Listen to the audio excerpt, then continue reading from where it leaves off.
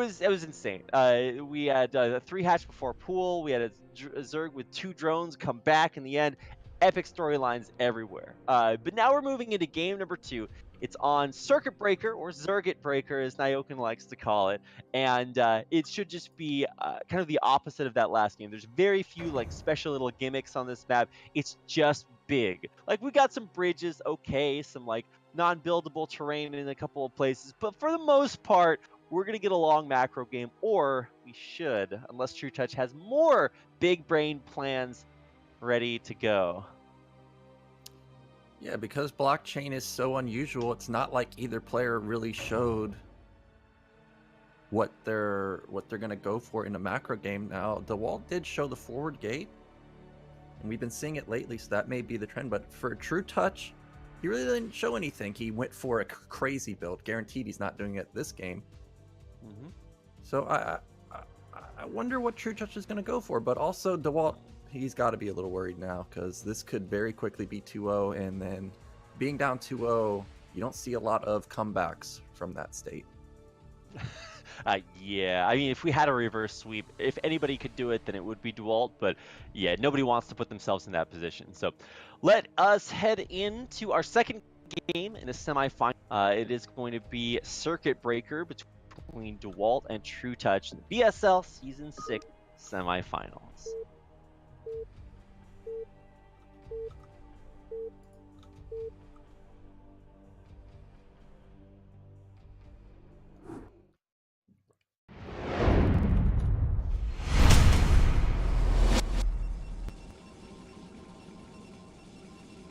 And here we are in, hold on, my mini-map turned off, in the bottom left-hand corner of the map. Circuit Breaker in the orange from Russia, but playing in Korea.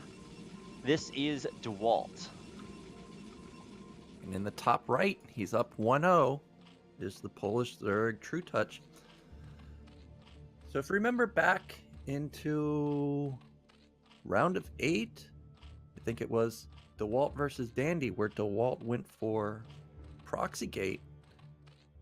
Now, of course, this is Protoss versus Zerg, so not the same meta, but Dewalt has shown the capability to do something crazy, and now that we're back on a standard map, maybe he wants to go for something crazy. Nope, he is just going to send out that probe. This time it's going to be Forge Expand. I was really hoping maybe he goes for Double Gate here, but not going to go for that. Now he's sending the probe most likely to mid right. No, he's going to go bottom right. So he's not going to go for that in-between scout and try and hope that trutaCz is going for a vertical scout. And trutaCz behind this, he's got an Overlord being built. We are going to just have standard Overpool come out from him. Yeah, Overpool is pretty much the PVZ, or bread and butter, or ZVP bread and butter, that is. I would have scouted a little bit further into the base Dewalt. He's cutting it close. We definitely see plenty of players scout a base and then just miss the creep or something. But he's going to find out eventually correctly that trutaCz is spawned in the upper right. And this is different. So I'm really glad that Dewalt is showing us, hey, I can start with any opener. He's mixing it up. No forward gateway this time. Yeah, and what you said about the creep, is it possible to scout and miss the creep? You know, when you're bottom right and then Zerg takes mid right on you, Terran versus Zerg versus Eon Zerg? Holy moly. That game, I was like, what is Eon Zerg doing? Where are his units? And then I watched the replay, I'm like, oh my god, I got LZ gamered. that was a depressing moment. So yeah, Dewalt was cutting it very close. Yeah, that was actually really cool, because you never see, out of all 3 races, it's hardest for Zerg to take sneaky bases, because the creep is just a giant bullseye that says, hey, I've got a base here. But yeah, there was one map where you could build the command center in a weird place off location, and a player proxied a hidden base there and mined, like distance mined, because his opponent scouted the base and it wasn't there because it was built a little bit off center. I don't know.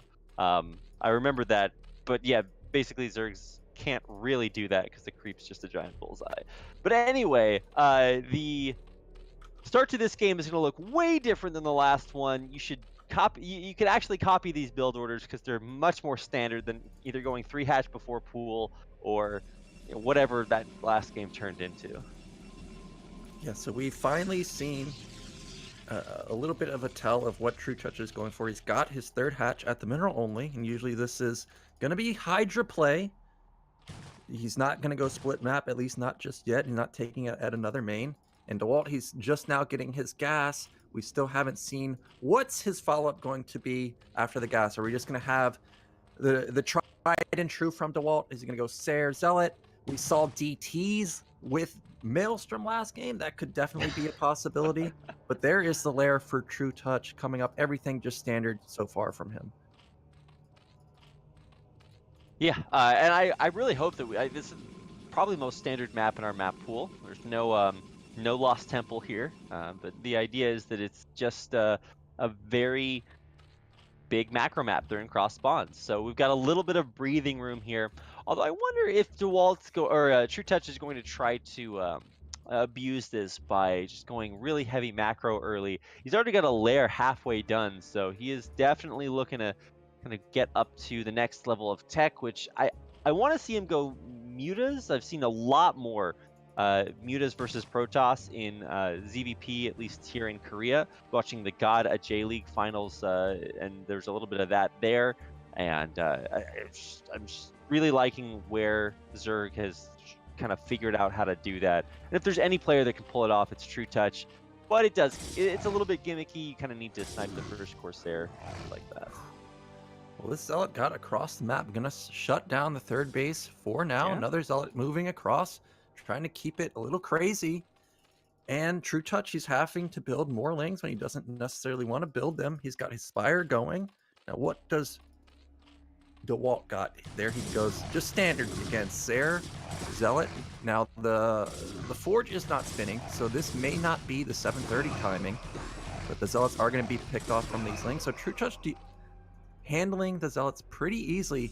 What's Dewalt's follow-up going to be? And now this is also forced probes off the line because he doesn't know if trutaCz is going to mass speedling him.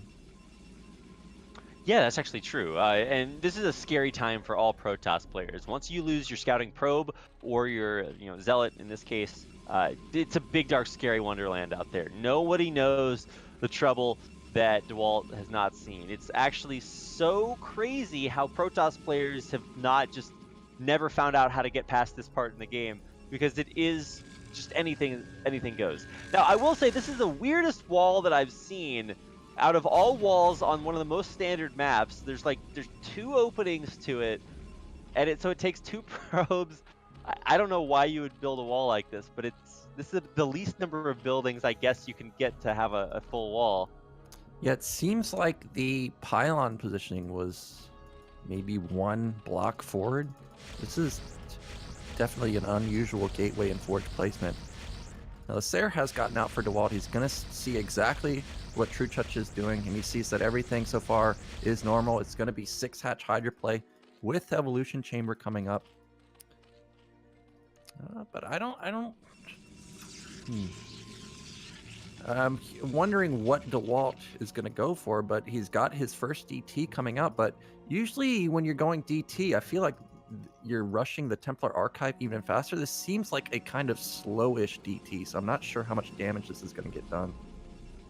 Yeah, if it was a little bit faster, it actually might not do too badly. There's still no Overlord at that third base, by the way. So even with the Sunken that's coming in, okay, the little slow Overlord. But the Overlord at the third, it's actually half health or below half health. So that's very vulnerable. And if you want to sneak a DT in there, it's easy to kill that off with even just a couple of Corsairs. Yeah, so here comes that DT. And really, Dewalt is relying on this to deal some type of damage, whether it kills drones or at least keeps trutaCz back, because he doesn't have that many gateways up just yet. He's just now starting to get an influx of gates. He's going up to 4. Here comes that DT, but Overlord's already set up. Hydras and Lings are popping out of all of his bases, so there is a chance of it dying, but he does turn it around. And trutaCz behind this, he's got speed going for his Overlords. He's got range kicking in for his Hydras. He's going to be looking to put on a killing blow pretty quickly, and Dewalt recognizes that, because now we went all of a sudden from 2 gates up to 7 gates. Yeah, and so Dewalt's like, wait a second, we gotta figure something out here. I wouldn't be a bit surprised to see him throw down a bunch of cannons, but of course he knows the timings. Wait, the timing is pretty soon here. I don't know if 2 cannons are gonna do this, homie. Yeah, Storm is halfway done. So there's a Okay, here we big go. window of opportunity for trutaCz to get some damage done. But his Hydra army is not that big. It's about 12. So it's sizable enough to make Dewalt worried, but not really sizable enough to go kill him. Oh my gosh, are you going to get the Forge? It's about 80% done. That would be a huge pickoff. This is the only pylon. Yeah, this is actually, yeah, the rear pylon doesn't power the Forge. So you can actually just snipe this pylon instead of killing the Forge. And it opens up this wall because it's in such a weird place. Yeah, the DT did his best as he could, trying to delay the Hydras from getting the Forge. Oh, trutaCz not paying attention. Oh, now he's setting up the Hydras, and here come those Zealots. They desperately need to save this Forge. It's so close, and he will end up saving it. Nicely done from Dewalt. Yeah, it looks like even with speed, trutaCz didn't send all of his Hydras across the map, and I think he's going to set up for a Lurker contain. But he also has to make sure that he's safe back at home with those 4 Corsairs coming in and not, you know, killing all of his Overlords. Yeah, these Sairs are going to intercept these Overlords, so they're going to go down, and trutaCz is going to be pretty heavily supply blocked. This may... Wait a second. These Corsairs have killed, if I'm correct, this is 10 Overlords. I'm counting the kills on them. Wow. And they've got 3 kills, 2 kills, 1 kill. Okay, like 6 or 7 Overlords have gone down this game. I didn't notice that, but that's a crazy amount. Yeah, I didn't notice that either. But what I also didn't notice is, look at this Zealot army. Oh my God. Where did that come There's from? so many Zealots. We've got like 20 Zealots and a couple Templar mixed in. So the Dewalt can counterattack and probably deal a lot of damage because the Hydras, well, trutaCz also has a pretty good army. He's got a bunch of Hydras with a bunch of Lings supporting. He's trying to take top middle. But Dewalt is doing a good job with these Sairs. I wish he had saved even 1 DT. Both of them died. Yeah. So he can't use the DT to draw the army to top middle and then a counterattack anywhere else. And because of this, Dewalt has decided that his best course is going to be taking this 3rd base. He's also started pumping out those crucial Dragoons. So he's going to be going for that big 150 supply-ish timing also. Man, I'm just really impressed with these Corsairs. They've completely cleaned the Overlords out of the top half of the 3rd base. They've completely cleaned the Overlords out of the main, and so it is real. Oh no, they're gonna go in and get more. There's a huge clump of Overlords with only 1 Hydra to defend here. He could get so many. Oh my God, that's an insane amount of Overlords going down. He's gonna sack the Corsairs, but I don't know if that was worth it, but he did kill another 4 or 5 Overlords there. That's crazy. And the Zealots are actually going to trade really well. The Lurker almost died before it even burrowed. Yeah, the Lurkers were very low on health, but they've actually started to deal a lot of damage to the Zealots. They're almost at half health at this point. And losing those Sairs is a big deal for Dewalt because if we think back to previous rounds, every single time we've seen the Zerg be aware that Protoss lost their Sairs. Yeah. They've built mass mutas. Bobo did it. trutaCz has also done it. So now Dewalt's got to be very worried about some type of tech switch. Yeah, and I think Zergs are starting to realize, wait a second, once you kill their Corsairs, going mutas is the right tech choice because it allows you to snipe the High Templars later on and get a lot of really, really good harassment done, especially on maps like Circuit Breaker, where the minerals are kind of shoved up against the wall in the natural expansion, and there's a big dead space behind it. So a good place to kind of put the mutas and then set it and forget it. So here we go. We've got the return of the Protoss army to try to get this 3rd base. I think Dewalt won't have too difficult a time doing this until trutaCz decides to pull this trigger. Well, I think Dewalt's pretty much on a clock at this point because he's got a very, very, very strong army. There's so many Dragoons. There's a decent amount of Zealots. There's multiple Templar. A lot of them have max energy. But trutaCz already has Hive. Adrenaline's about halfway done. He's got his upgrades. He's got +1 on his Hydras. He's got Carapace coming in. So Dewalt's probably strongest moment to attack is right now, but trutaCz is doing a really good job with these links, just keeping Dewalt back, constantly denying this. Third base even gets that probe, and this is just stalling Dewalt. Look, Dewalt's still just sitting in the middle of the map. It's allowing trutaCz to just build up his army, have all that hive tech kick in. Counterattack. Yeah, just constant. This is just so brilliant. trutaCz is definitely having the 600 IQ play right now. He's gonna snipe the pylon, and he might be able to snipe this probe. If he kills this probe, that's gonna delay this natural expansion or the third base so long. He's gonna have to send out like 2 probes now to get this natural or a third. Yeah, and trutaCz has bought time for crackling now, but Dewalt has +2. He's at 160 versus 120. But does he have enough to bust through this lurker field? Protoss is going uphill, so these Dragoons are not going to be getting a 100% accuracy on the lurkers. Great storms, but there's still 4 lurkers just holding strong. But where is trutaCz's army really other than these lurkers? There's not very much. Yeah, that is true. He definitely teched pretty quickly and does not have a lot of units up here. It's 146 to 94. It's a 50 supply advantage for Dewalt, and he's got it all in a great spot in the middle of the map, but trutaCz is continuing to use these cracklings for tiny little backstabs that are just so annoying for Dewalt. Yeah, and also 1-1 kicked in for the cracklings, so they're gonna start shredding pretty quickly. DTs have finally come out for Dewalt. He's mixed it in with his top army. Seems like he's got his sights on top middle. I love this from Dewalt. He's double expanding. He's been on 2 base for so long. If we look at the main, it's essentially completely mined out. Now, if Dewalt can get bottom middle, his supply is very high. He's got good upgrades. He's going to be 4 base versus 4 base. It's not like trutaCz is exploding. It's not like he has half of the map already where he's just fortified everywhere. Dewalt is still in a good position. Here's that DT at top middle. Oh boy. How many kills can it get? Well, we're on 6 right now, so 7. And the Overlord missed. Okay, now he's turning back around. But the DT is actually out of vision. So maybe the Overlord... Yeah, Overlord's... What? Wait, no, he's that way. All right. Okay, we found the DT. We protected the 9 o'clock base, or the 12 o'clock base. But I think we actually might go into a long game from here in Nyoken. Both sides have kind of done their opening gambits, and now they're just backing off. Yeah, this is... Every time I watch Protoss versus Zerg, this is the point in the game where I actually get a bit worried for Protoss because they have a strong army, but where can he attack? He really can't attack anywhere. He doesn't have an overwhelming amount of Storm. There's not mass Archons anywhere, but he's got mass Goon. And now that Hive Tech is kicked into Defilers, Cracklings, they're not the greatest.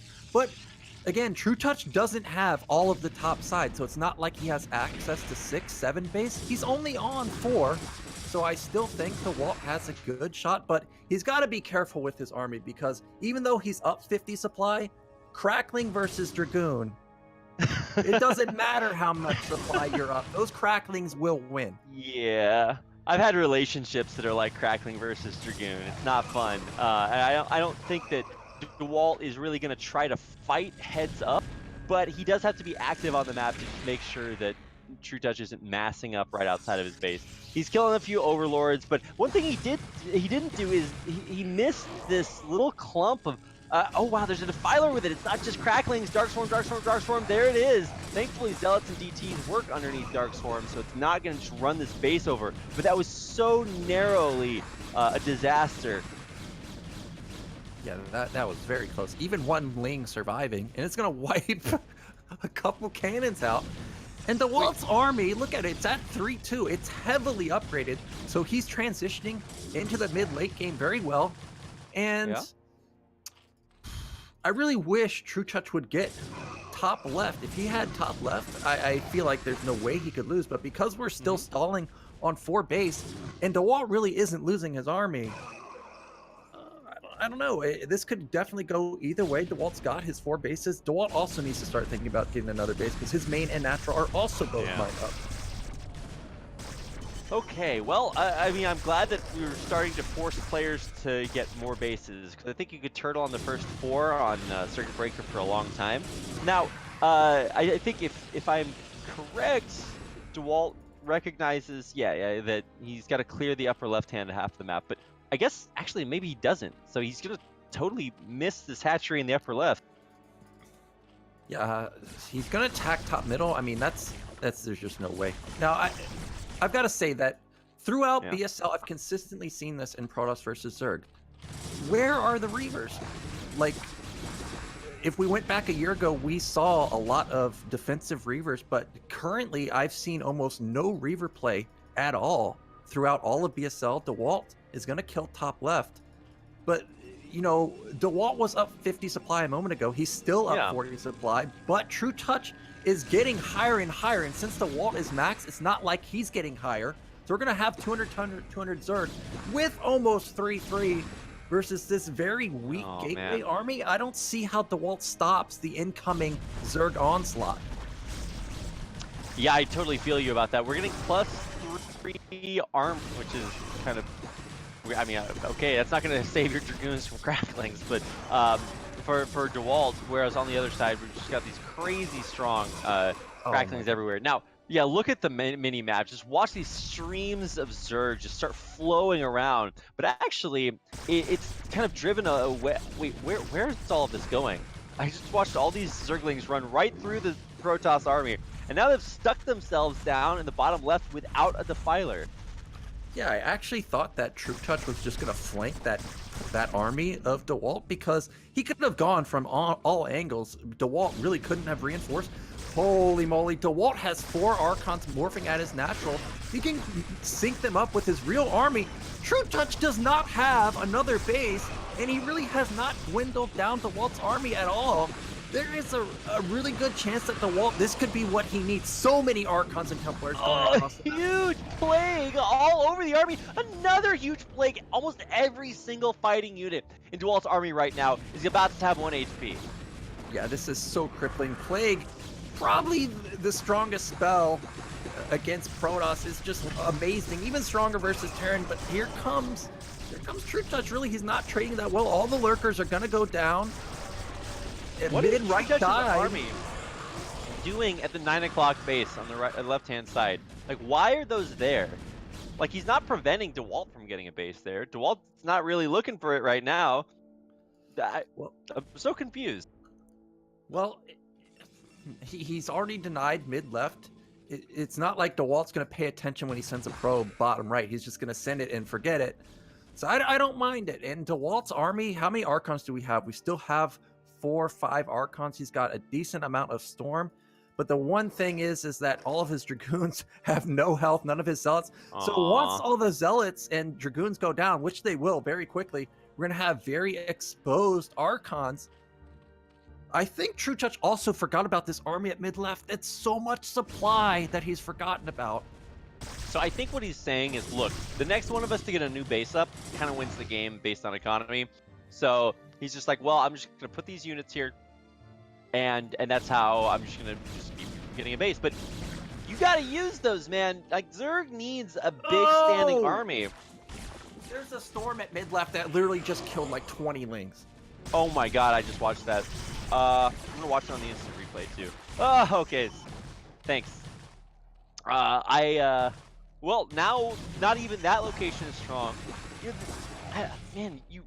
I don't know of a single Zerg that would rather have his army split into a bunch of tiny things instead of just all in one big ball running things over. So the fact that trutaCz has done this might delay this base for a little bit longer, but it might also just cause him to lose half of his army.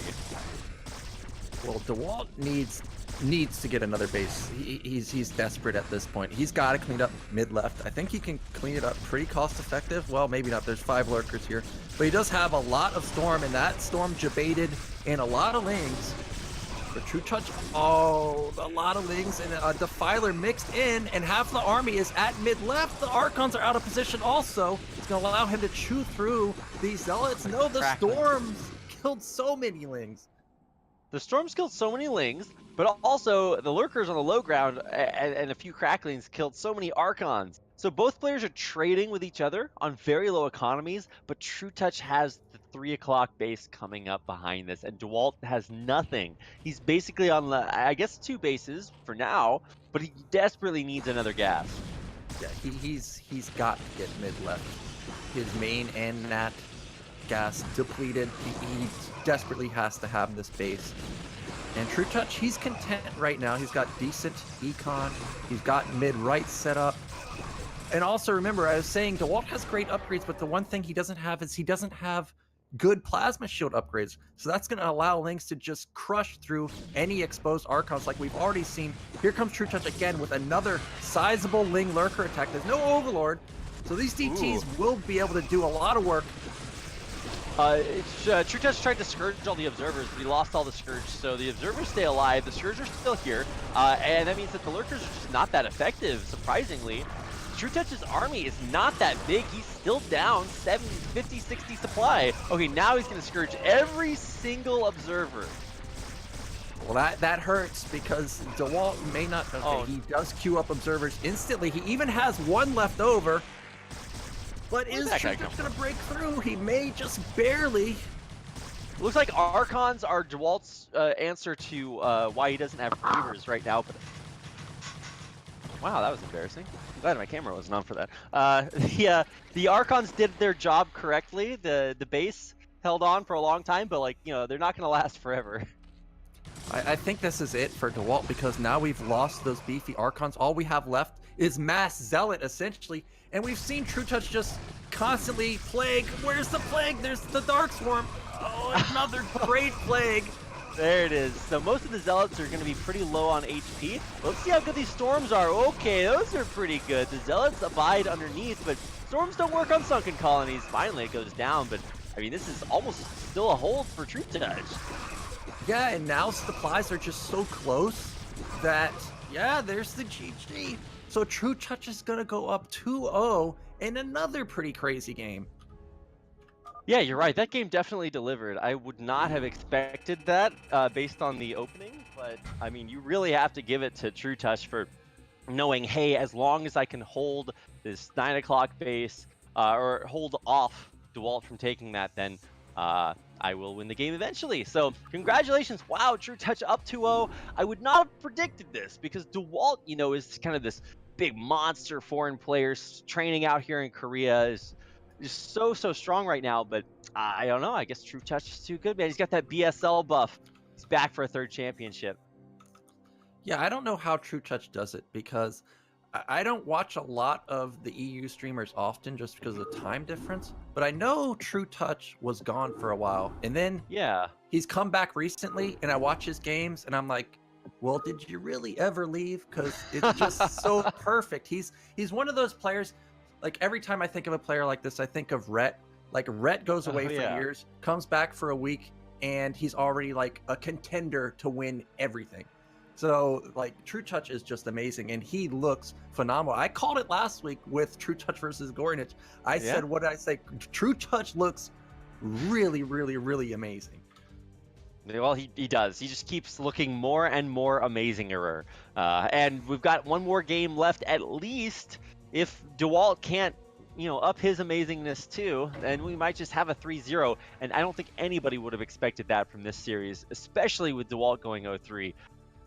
But we live in a crazy world here in Ioken, so I am ready to... Actually, no, I'm not ready. I have to get into our third game. Let's check out the map, though. It looks like this is going to be on In the Way of an Eddy for our third game. All these big 4-player maps.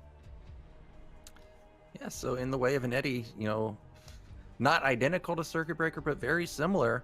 And I have to say, Dewalt did get to mid-game, and he looked like he had a good shot, but he kept trutaCz low money. It's only 4 base, and he was still not able to overcome the Zerg Swarm. So I don't know what you do here. It seemed like that was probably Dewalt's best chance, and trutaCz still won. Yeah, I know. I thought exactly the same thing when Dewalt was going for that. I was just like, okay, well, you know, if there's any way that he does it, it's this way, right? But it wasn't. So, I mean... I hope Dewalt tries to go for something a little bit more creative. You know, you were talking about using Reavers. I hope he does that, but there's also this weird build that he and Bonyth do that's Scout Reaver.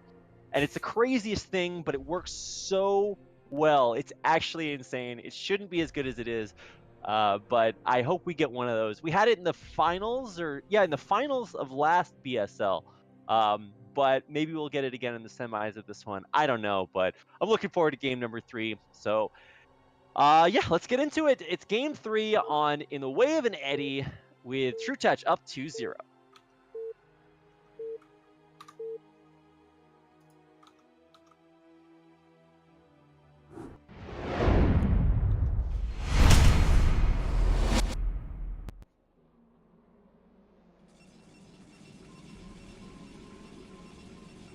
Here we are, spawning on In the Way of an Eddy in the bottom left-hand corner in the red.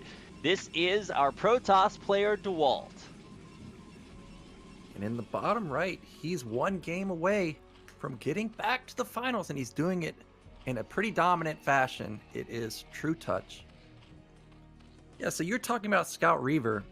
I think I've said this before, but I played somebody that went Scout Reaver on ladder, and I had like 8 bases, and he had 4 bases, and I was still losing. I didn't know what was going on. It is amazingly cost efficient, and I don't know if Dewalt needs to go Scout Reaver in particular, but if we think about Eddy, it's got that island base. He can get 3 base pretty safely. If you can get that 4th base set up, that's going to be not just 4 bases. It is going to be 4 base gas, unlike Circuit Breaker.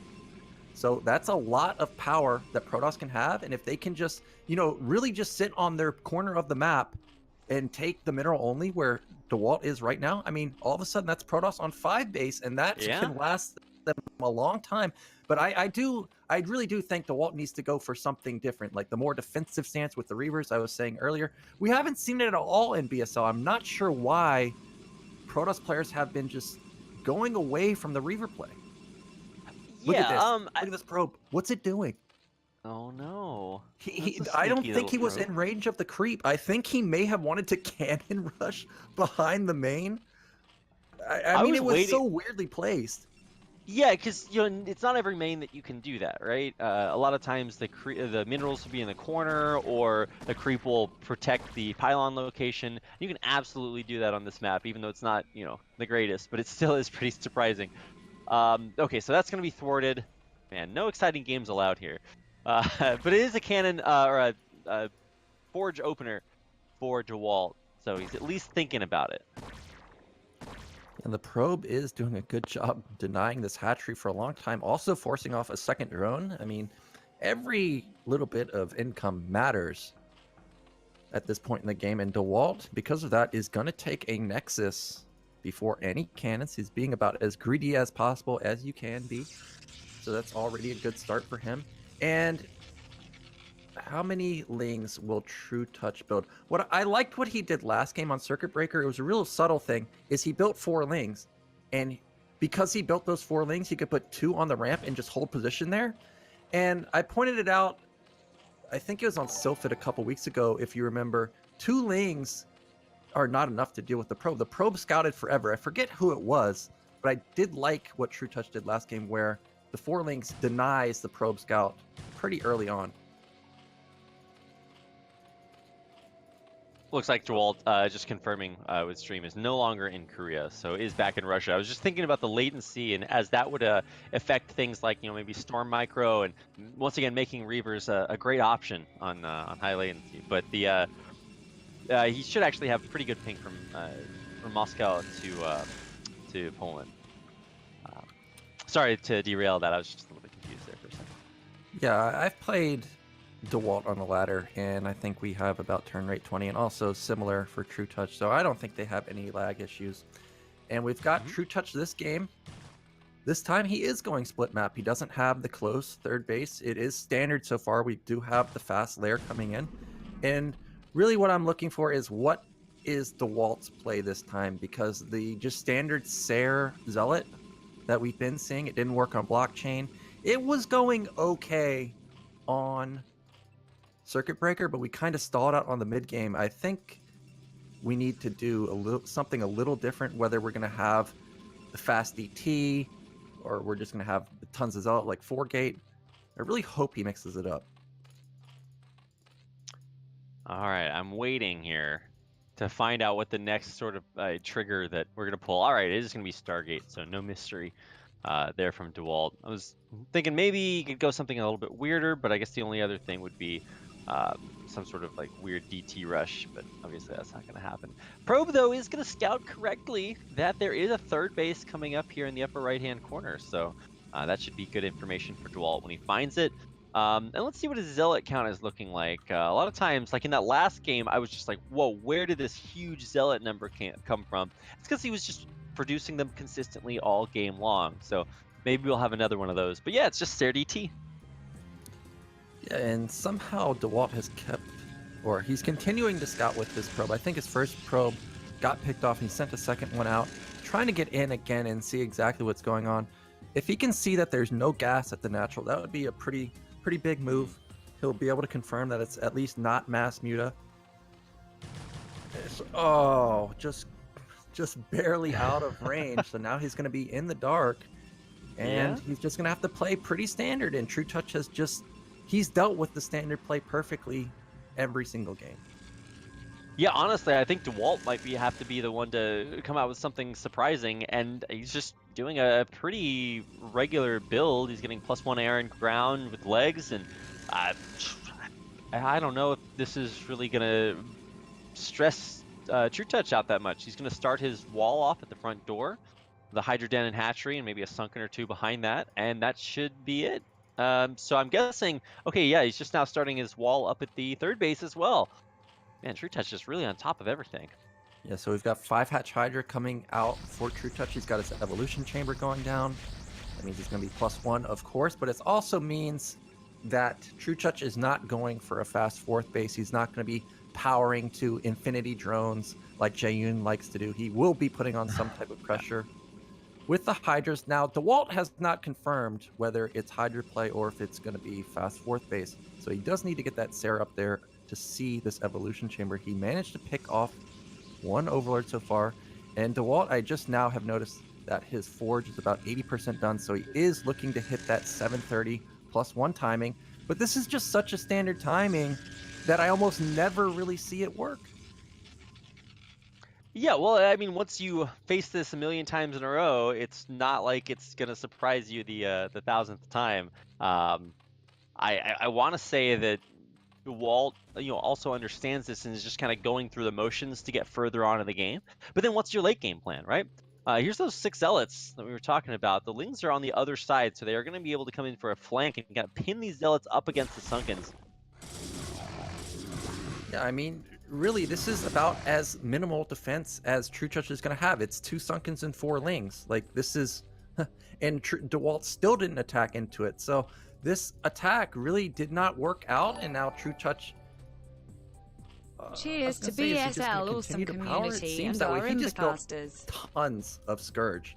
And this may be trutaCz saying, hey, if I kill your Sairs, I'm going to go mutas and look to start harassing your natural, because look at the natural, there's no cannons there. This is a really good opportunity if he can catch the Sairs to go on the counter. Yeah, he's definitely going to be going mutas after this, or maybe this is just for the Scourge, but there's Flyer Carapace about 75% of the way done. So these are going to be +1 Sairs, and as a Protoss player, you sort of build up in your brain. You're like, okay, this is how long it takes to kill these Scourge. But if they have +1, all of a sudden you do the math wrong in your brain, and your Corsairs all die. So that could be really cool. Yeah, muta's already on the way. Well, this is a very weird strategy from trutaCz because he doesn't have any Hydras. Here come those Scourge. He hasn't shown the entire game all the Sairs. Are they gonna die? He's oh my god, did every Sair. He did, and the Spore's gonna kill off the other Corsair. Or if the mutas want to actually do something, then they can move forward and kill the... Oh, the mutas are just totally AFK at this point, so that was way more effective than it should have been. All the Corsairs did die though, except for that last one that's on 2 HP. And the mutas will clean everything else up. So yeah, they actually did quite a bit of damage from Dewalt, but he lost all of his Corsairs, and that's a total tragedy. Well, almost all the Corsairs. There we go. Yeah, and sure, trutaCz lost a lot of drones, and now his muta switch is going to be delayed.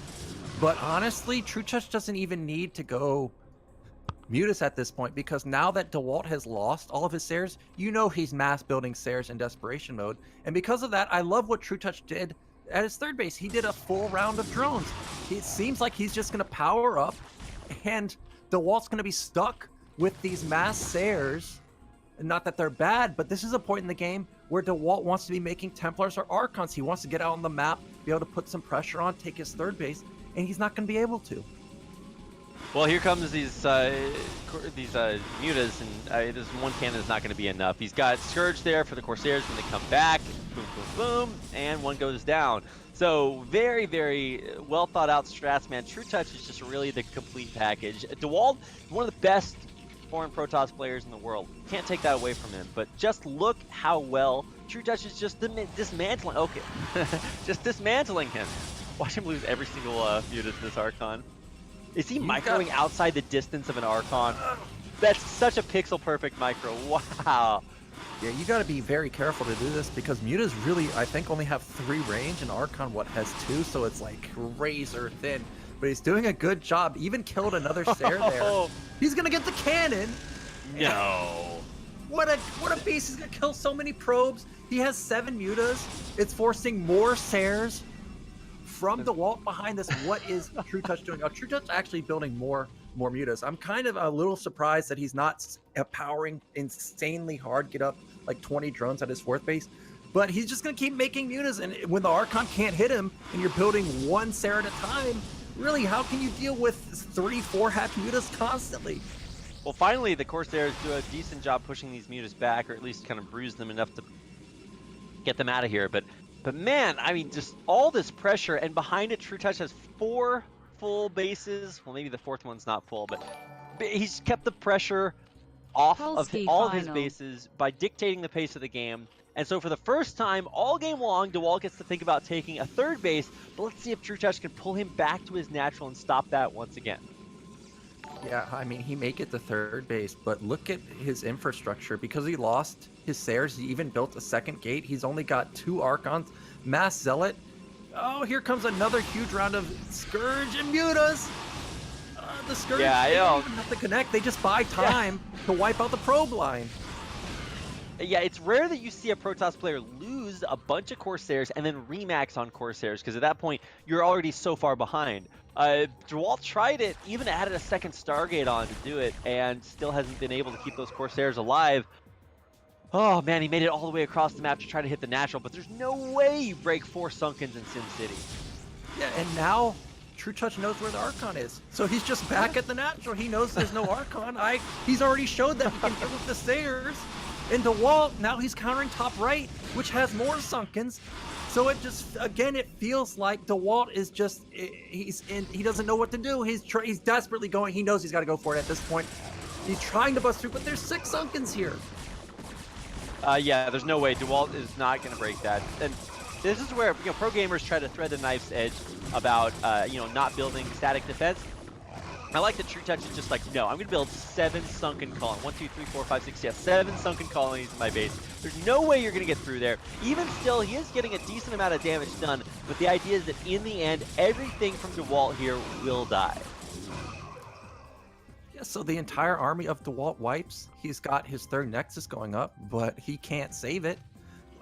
The natural, there's no probes left. He's doing a big probe transfer for the 3rd, but really he's not saturated, in the nat anymore. Okay, he's going to the natural. So he's gonna have his 3rd base, but he's not saturated. Oh, there it is. There's GG. Damn, what on earth just happened? I mean, I don't know what happens. Maybe this is the post-impossible challenge slump from Dewalt. I don't know, but I don't think anybody would have ever expected a 3-0 there. If you remember correctly, from the last BSL, and you were mentioning this at the beginning of the show, Nyokin, it was a 3-2 series that was a nail-biter, by far one of the best series I've ever seen. And did that have that Scout Reaver game in it? I don't think so, but it was still one of the best BSL series by far. And we got the exact opposite here, a 3-0 for trutaCz. Yeah, and it looked convincing also. Like, trutaCz just knew exactly what to do. He had Dewalt bouncing left and right, top and bottom, and there was just no area for Dewalt to attack. The one thing I do remember about the last BSL is, I think Zero said it, there was the sandwich of the century, right? Like all the lings and lurkers collapsing on Benzene.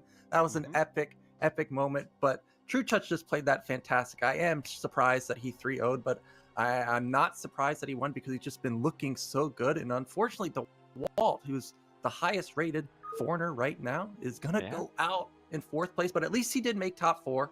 So he is going to be seeded into Pro League next season. And you know for a fact that he's not happy with 4th place. He's going to be primed and ready to win next season. Yeah, for sure. I mean, to be honest, Dewalt went out in the round of 8 last season and only won, I think, $25. So this season, he's going to get at least, I believe, $100 for 4th place. So, I mean, there is that 3rd, 4th place. Or do we do a 3rd, 4th place match? I guess not. But anyway, he's going to place 1 placement higher. So he's continuing to improve. And I don't think you can say that he's not improving. He's winning tournaments. He's still incredibly strong. But unfortunately, trutaCz is just a little bit stronger. So trutaCz will be our first player to advance on to the BSL Season 6 Grand Finals. Coming up next, we're going to find out which player will advance to join him. It's going to be Bonyth versus DragOn. So Poland versus Canada and another PBZ. So don't go anywhere. Before you head out to a break, I just want to say in the meantime, big thanks to everybody working behind the scenes, like Zero, who's running the production for tonight, even though he's feeling a little bit sick. So make sure to send him some love, either in the form of some tweets on Twitter, tweet at BombasticStar or at ZZ0PL. And make sure to leave some positive comments in the chat for him, because he is actually a hero. So don't go anywhere. We'll have our second semifinal match coming up in just a few minutes.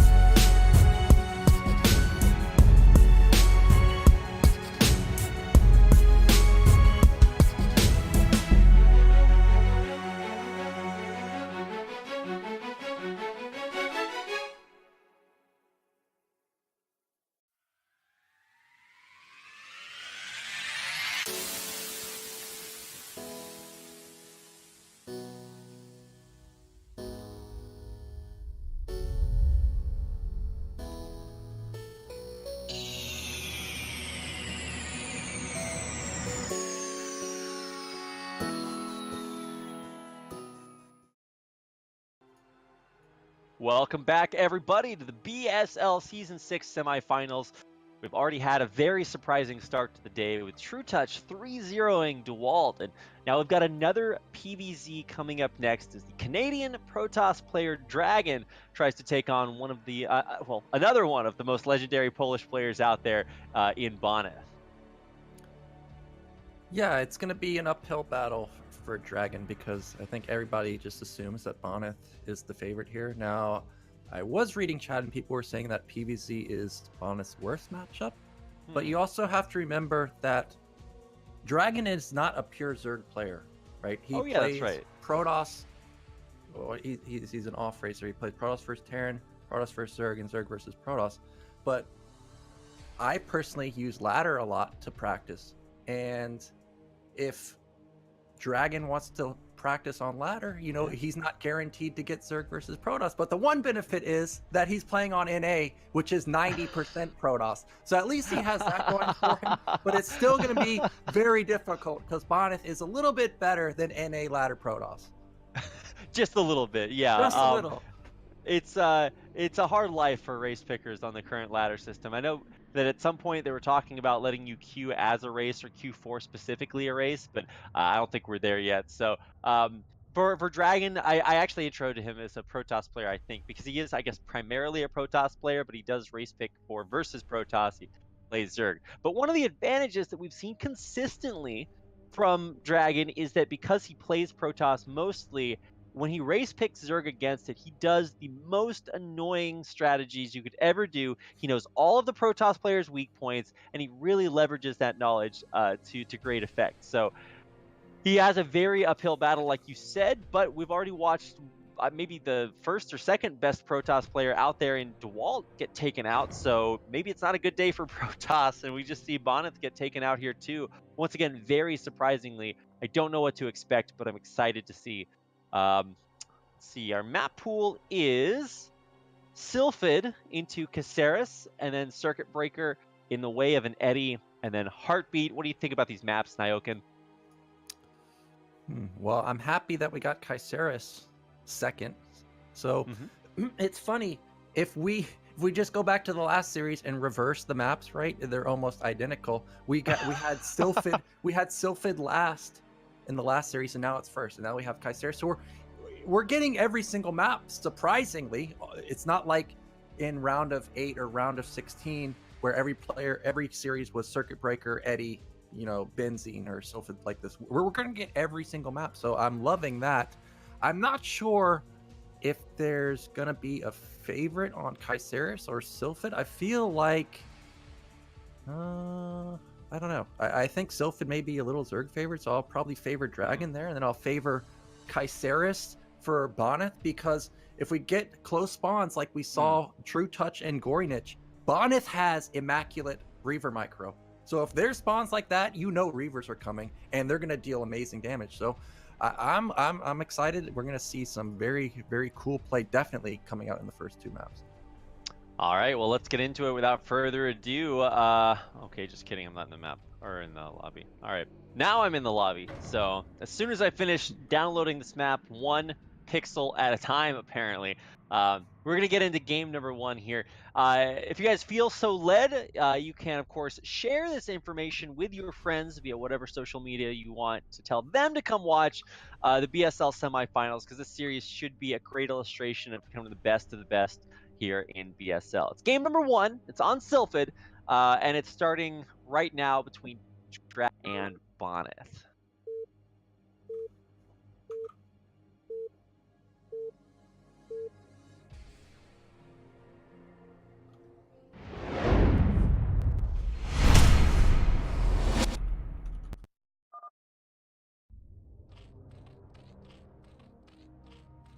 All right, welcome everybody to the second semifinals of the BSL Season 6 in the bottom left-hand corner of the map. Sylphid in the yellow, or I guess that's orange, as Protoss.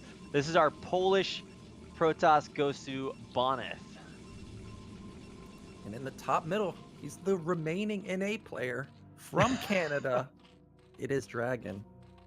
So have you actually ever seen DragOn play Zerg? I have never. I don't think I've ever seen him play Zerg. Yeah, we've seen it a few times. So I think he had no. That was Kenzie. Yeah. Wow. Now that you mention it, that's actually. Yeah, I think I'm getting because there's Kenzie, a French Protoss player, also plays either random or he race picks as well. So I guess you're right. I was trying to think what was his earlier group in BSL. I don't actually remember, but Yeah, I can go back and check that. Yeah, I don't remember either, and I really honestly have never seen DragOn play, but based on how he plays Protoss, he plays it pretty standard. So I don't expect anything like unusual from him. I expect 5 Hatch Hydra, 6 Hatch Hydra, something like that. Now, one of his friends, Beast, when I was playing Protoss for fun, I played Beast on the ladder, and what Beast liked to do is he liked to go mass Hydras. This guy built more Hydras I've ever seen in my life. And whenever they got low, he would morph them into lurkers. A very cute trick to mess up the Zealot AI. And we haven't seen that in BSL just yet, or at least I haven't noticed it. That could definitely be a possibility.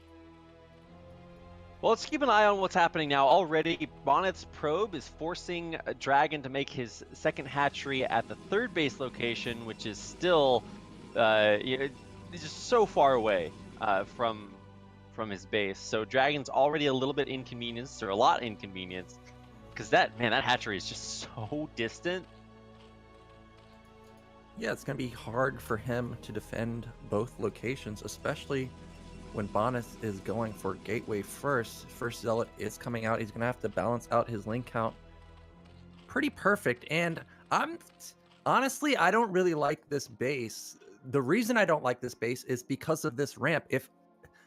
Imagine if Bonyth gets 1 Zealot and a probe on top of that ramp, all of a sudden only 2 lings, 3 lings can really get any surface area, and the Zealot is going to trade so effectively. It's going to be, it may just snowball immediately in Bonyth's favor, but now he's not sending the Zealot over to the right side. I am kind of surprised he didn't do that. Yeah, I mean, not only early on, but when you had that first big bust out of like 5-6 Zealots, what a lot of Protoss players are doing, those can easily bust up a ramp, and then all of a sudden it's like, how do you get back up it then either? So here comes the probe and the Zealot. The Zerglings have scouted this out, and they're going to see the second Zealot coming through as well. There's a lot of pressure on this natural expansion, which is actually just might straight up die here. Zealot would actually hit it. There we go. But the lings coming in, it's only 6-8 lings. I don't know if that's going to be good enough to deal with that. I mean, this is Bonyth we're talking about. Yeah, and he's buying enough time to get a third Zealot over here. Now, Bonyth does have to be a little bit cautious because DragOn can hit from all angles at this. Oh, he's going to choke up the lings, even getting 1 ling for free. But Bonyth doing a good job making sure he doesn't get caught out of position. Now he's going to meet up with a 4th Zealot. And surprisingly, DragOn already has his lair morphing, so he really hasn't taken much damage other than being forced to build a lot of lings. But behind this, the Nexus is a little bit, I think it's a little slower than normal, but overall, everything is pretty standard. DragOn, he can't engage this. This is 4 Zealots and a probe. They will kill everything. Now, he's going to be able to try to get into the main here. Now, the biggest piece of information is exactly what you just said. Is the lair on the way? And now, finally, Bonyth is going to scout that. Oh, did he get in range? I don't know. But look at what he's doing. He's just blocking off with 2 Zealots. Sure, they go down. But great trades here for Bonyth in the end. Everything should get taken out here. Everything should get taken out here. Is that 1 Zealot going to stay alive? Oh, my God. He's going to get into the mineral line and scout the lair. I think that was a good trade for DragOn because now he's cleaned up the Zealots. He caught 2 Zealots out of position. This 1 Zealot is a hero, still alive, almost got another kill. And what is Bonyth's follow-up? Cybernetics is about halfway done. But DragOn, this lair is super, super fast. He's going to be able to put down his Spire pretty soon. I don't see it anywhere. Yeah, there it is. There it is. Okay, so it is just standard from him, but remember, he did build a lot of lings in the beginning, but he still has good saturation at his third base. He's now starting to saturate his natural. What is Bonyth's follow-up? It's got to be Stargate. This time, it's a little different from the Dewalt game. He knows exactly what's going on. He's doing damage with the Zealots. Zealots are still alive in the natural. This is a good damage so far from Bonyth. Bonyth has actually managed to take his zealots from his side of the map and actually deal quite a bit of damage with them. He actually could have maybe picked up a drone there as they were transferring, but either way, this is so difficult to deal with. It forces out so many more lings, and you don't want to be using your larva here because you want to, I guess, theoretically save them up for Scourge at the very least in a little bit, or drones. But these zealots are once again in the mineral line. They're doing a great job trading against these zerglings. Finally, the drill comes out, but it's actually not in time. Bonyth actually pulls his zealots back to avoid the drill and keeps those two alive. He may get the Spire. It's almost done, and these are two zealots wailing on it. It's below 100 health. So close. He can actually snipe it. Is he gonna get this? Oh. No way. It spawns and finishes with 43 HP. Oh my gosh, that was so close. I really thought he was going to get it, but more zealots are coming across the map. He actually might. Yeah, he may just go for it. Yeah, so two zealots will deal more damage than the building health rate increases. So he's gonna wait. Is that a kill? That's a kill on the hatchery, and that's a very expensive loss. What? And now look at these zealots. They're like, "Come at me, bro! Kill the I'm Spire. going for that Spire." Yeah, nothing can stop this right now. He's gonna kill the hatchery for free, the Spire for free. Well, not for free, but like basically. And what is like this is not Dragon's first ZVP. He's done it well enough to still want to race pick here, but it's just so unreal to me to see how good Bonyth is at this matchup. If you aren't pixel perfect on everything, Bonyth just has the sickest punishes. Yeah, Dragon falling a little bit apart here, and he was banking a lot of resources that it did look like he wanted to build mutas, but now with the Spire gone, you see him putting down the third hatch at his natural. He put down another hatch at bottom right. He's going into 6-hatch play. He had a lot of resources, but really I don't think that's what he was going for. I think he wanted to go for that muta play, and now Bonyth can do whatever he wants. I'm looking at the main. He only has 2 Sares. Remember, Zerg lost the Spire, so I'm surprised that the Sares aren't out on the map trying to get some type of damage done. Luckily, Dragon did build 4 Scourge that I have managed to find, but really, he even loses a Scourge. Really, there's not much anti-air. The Hydra Den is finished for him. It seems like we're just going to go into a big 6-hatch Hydra bust. Yeah, I definitely thought that there was a chance that Dragon could just try for like an instantaneous all-in like that. Turns out he's going to go up the tech tree a little bit.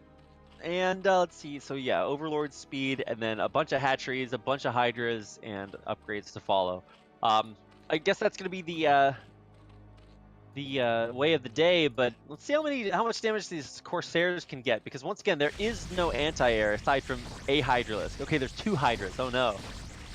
Here comes the and Scourge. 2 Scourge. Whoa. Almost got a connection, so that would have been a pretty big pick-off, especially since he can't rebuild any Scourge. But here comes Bonyth with a decent size amount of zealots, but also we've got in 2 Kate boys mixed in. And they have +1, so they're going to be very deadly. That is true. Okay, well, let's watch our aforementioned Kate boys as they try to run through here. There are quite a few Hydras and a Sunken and SimCity, so let's see how much damage they will get down. They should be target fired first. First one going down, second one going down. And this is still 3 Zealots. And now that the Hydras are fighting the Zealots, the Corsairs can go to town on the Overlords. Yeah, and there's 4 Sares. They will chew through Overlords very quickly. The Zealots do manage to get cleaned up. But just pay attention to Dragon Supply. He's going to get supply blocked right there. And where's that Zealot? Okay, it did get cleaned up in the main, but now Dragon can't instantly. Oh no, more Overlords exposed. This is all of the supply. This is 5 Overlords. That's literally all of the Overlords on the map for Dragon. I mean, at least thankfully they have speed, but Corsairs are not slow units either, so he's oh my god, this is so crazy. He's down to 50 out of 22. I don't know about you, but I'm not feeling 22. Yeah, this is painful for Dragon. Who's the other? We casted another series where the Zerg also got supply blocked forever. Was that also Bonyth? Let me double check this real fast. Yeah, I can't remember, but the supply blocks are just so punishing. Now, Bonyth is attacking again with a small army. Maybe getting a little over anxious with this. If he could just solidify, he's got 4 Templars in his main. If he could morph 2 Archons and then do a round of Zealots, I think that could be a killing blow.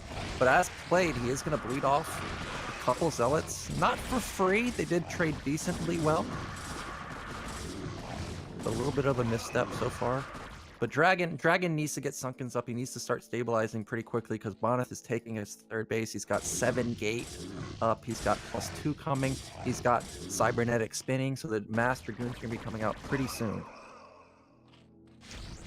Okay, tell me more about how Mass Dragoons is the answer to the Mass Hydras. Like, ordinarily, I would say, okay, well, that's great. But actually, we might not even have Mass Hydras because we're going to lose all the Overlords again.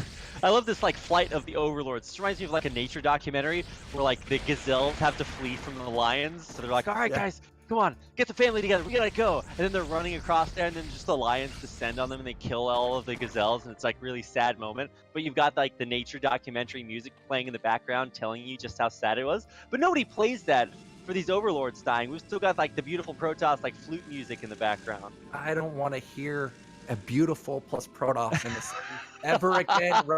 This is not beautiful. All I see from DragOn is a red number on the left side of his supply. He's finally unsupply blocked. These Sares have done so much damage just killing the Overlords, not just killing the Overlords, but now DragOn has overbuilt Overlords. Look, he's at 134 supply. That could have been like 10 Hydras, and now Bonyth is pushing the issue, and there's really nothing here for DragOn. Wow, he's going to push it back. I can't believe it. What? Wow, Bonyth has some of the most crazy self-control I've seen in a long time. I definitely thought he could absolutely steamroll that. As is, you know, he can still actually deal a decent amount of damage here, or at least keep the Hydras busy. But wow, I mean, that's so much resources put just into Overlords, whereas on the other side, we're getting Storm, we're getting Khydarian Amulet, we're getting +2, we're getting Obs, and just getting this third base up and running. Bonyth, he's in a pretty good spot. Yeah, this is like near perfect play, and I always love when Protoss players recognize that they've got map control. It's time to take a base, and the Bonyth has a probe at the bottom. He's going to be taking, well, he may even be taking 5 bases because he's taking top left. Meanwhile, he hasn't lost his army essentially the whole game, and he's pushing out on the map again. He's got 12 goons, 12 zealots, multiple storms. There's Observer. The Sares are still alive. How does DragOn stop this army? He's got a lot of lurkers, but I don't think that's enough. Yeah, you also don't want to lead with your Corsairs here. Okay, so he's going to catch the army funneling in from the 4th base. That's good. Or 3rd base, I guess it is. But let's keep an eye on the Corsairs. They're going to try to kill off the Overlords to make it easier for everything underneath. Some of the Overlords go down. The rest of the Overlords flying in, but everything on the ground is dying to these Dragoons. And the Storms, oh no! The Storms on the Overlords weakens them all, and the Corsairs might just finish the job. Oh no! Oh, no.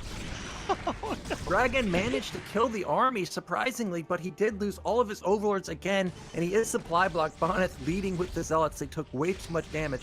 So that was probably about as good as a fight as DragOn could get, and Bonyth finding more Overlords. Oh, it's just permanently red. Wrap it. Oh my goodness. Well, this is not a good day to be an Overlord, Nyokin. I love how, I don't know if this was BM or if it was a good move, but Bonyth was, instead of storming DragOn's army that was killing his army, he just stormed the massive clump of Overlords.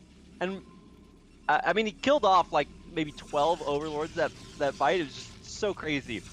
Now, DragOn, after rebuilding another 6 Overlords, is at 87 supply. So, sick, man. DragOn's been building a lot of Overlords and a lot of drones this game, a lot of Hydras.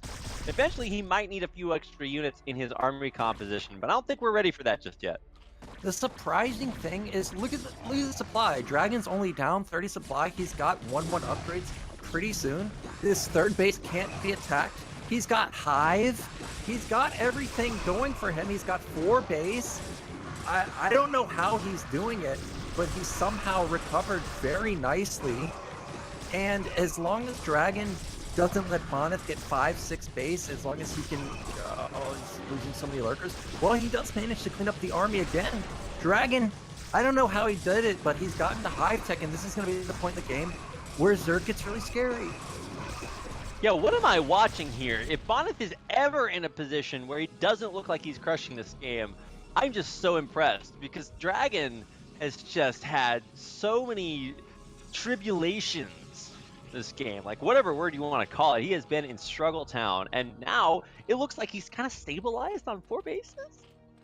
Yeah, I mean, that's exactly what's happened. He's got triple evolution chamber coming pretty soon. He started +2 for his Lings and Carapace. He's got 4 base. He's got Hive. He's got 9 hatches. I mean, he's got a ton of production. And there's what I've been waiting for. The whole BSL.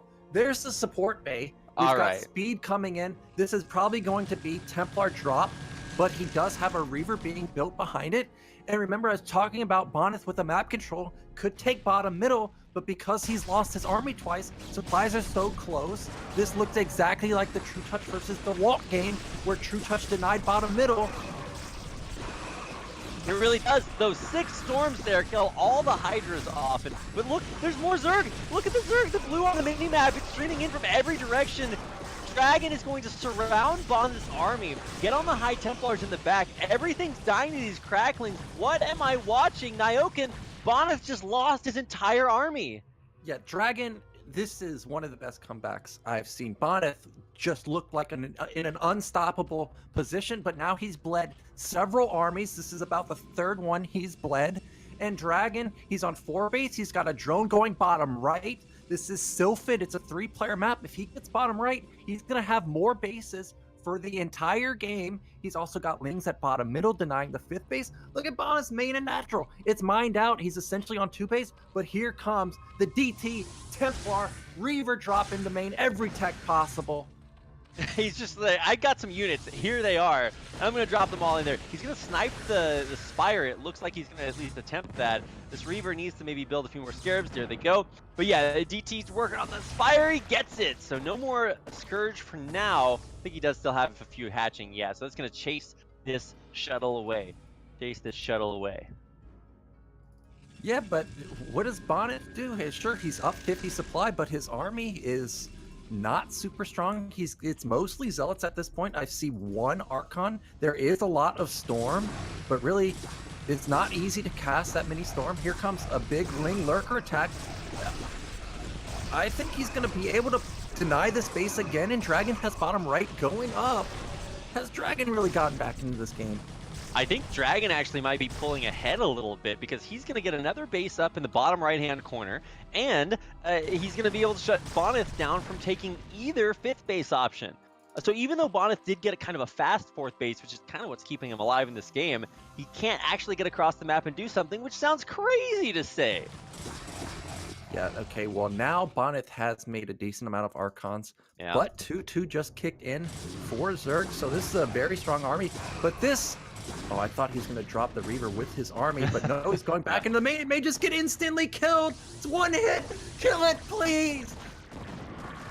Oh my god, the DT going down there. The Reaver getting picked up. The shuttle gets out with no recourse. There's no fairness or justice in this universe, Nyoken. Every drone here going to die. Oh my god. Bonyth, he put like every broken Protoss unit in a shuttle and just killing everything with it. Yeah, and he just demolished the Zerg army in the middle of the map, but all of Protoss's army is weakened up. Luckily, this Reaver is still alive, still dealing a ton of damage. Finally, it's picked off. If DragOn hadn't taken so much economic damage, there's a real potential that, again, Bonyth could have gotten sandwiched in the middle of the map. But as played, DragOn still strong, still only down 40 supply. He's got his 5th base with a Nidus set up. These Lings at bottom middle is going to deny this probe again. This is so close. I don't know who is favored. I do have to say that Bonyth, he's at 3-1 upgrades, but Zerg, he's starting +3 now. Oh, a huge storm drop at mid-right, killing all of the drones. This gives me life to watch. Just watching the back and forth here. killing these drones is nice, but it doesn't equalize the economies, because now the third base for Bonyth is almost mined out, and his fourth is basically the only goodness in his life, but there's no gas there. So I don't know where Bonyth goes next. He's gonna need to maybe take the pedal off the gas and try to get up another base. Otherwise, he just can't continue playing this game. Yeah, his third base is mined out. Bonyth is in a real threat of getting starved out because he's on one base in about 30 seconds. Thankfully he's taking top left and he has a bank behind it. But I was getting a little worried. But how does DragOn stop this army this time? He's got armor, he's got shields. This time, there's not many lurkers out right now. They are morphing and they may get caught, but DragOn has a huge flanking army. Bonyth is near max, but where is his real army? This is not a 180 supply army. I think a lot of it's in probes, but also he's got a decent gateway force back in his third base trying to defend. This is a lot of Archons in the front though, so just Cracklings is not going to cut it right here. Let's see, what else is in production? Just DTs and Archons, it looks like. So here comes the might of Dragon Swarm, trying to engulf Bonyth's army, and I think he's going to be able to do it. The Zealots are actually wearing out. There's only two Archons left with this. But this is +3 Protoss. We're watching it in action. And now once again, as is tradition, all of DragOn's overlords are going to die. DragOn just barely not able to swamp that army. The Archons are so low; they're barely living. So that's unfortunate for DragOn. But Bonyth needs to turn around this army because really, wow, never mind. He's got a lot at his natural. He's got another shuttle with a Reaver mixed in. But DragOn still has bottom, right? Bonyth way overmade probes. If you look at all the probes that are idle at his third base, all the ones that are idle at his, well, he's just moving them all up to the new base he has coming up. This is the most important thing in the game for Bonyth. If he can keep this base alive, then he'll be able to continue playing the game. If not, then, I don't know. I can't even call this game at this point. It's just so crazy back and forth. I think that Bonyth may finally be able to push through. There's another big drop at the middle, only top right, wiping out all the drones.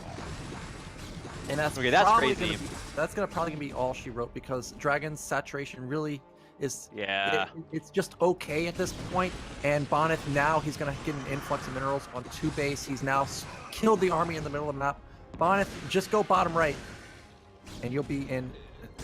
I don't think there's any way that Bonyth could lose if he goes bottom right at that point. Man, what an insane game. And even though Bonyth wins it in the end, how crazy good is DragOn? He lost maybe like 50 overlords this game. Like, that's only a slight exaggeration, because I just can't fathom how impossibly far behind he was.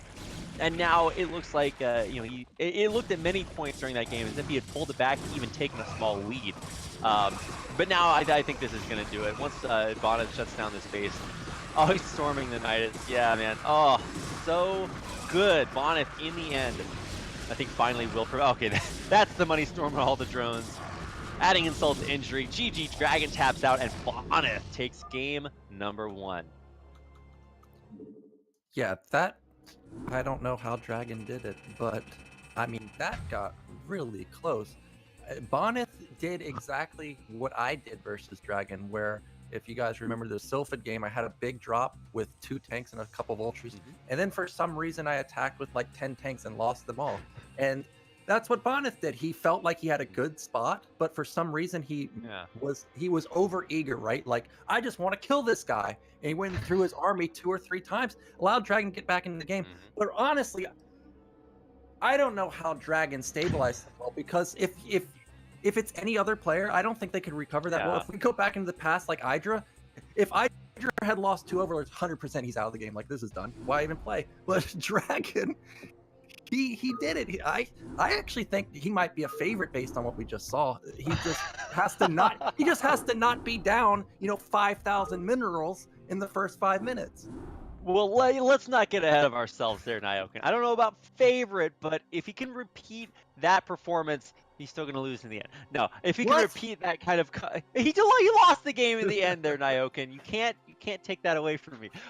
But no, I totally agree. DragOn is playing out of his mind good. Not every map is going to be like Sylphid. We get bigger maps, so maybe that means it's harder for Bonyth to get out there and really shut him down. I don't know, but I cannot wait to watch this Canadian Protoss kind of Zerg player play more.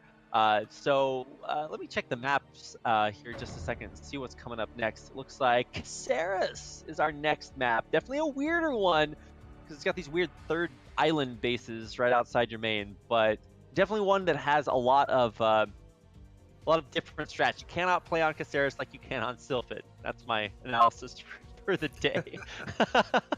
Yeah, this is definitely a weird map, just like Blockchain. You're definitely gonna see weird builds, and it's also gonna matter on spawns. If you get cross spawns, it's gonna be completely different than close spawns. And again, just like on Blockchain, I wish we knew who picked this map.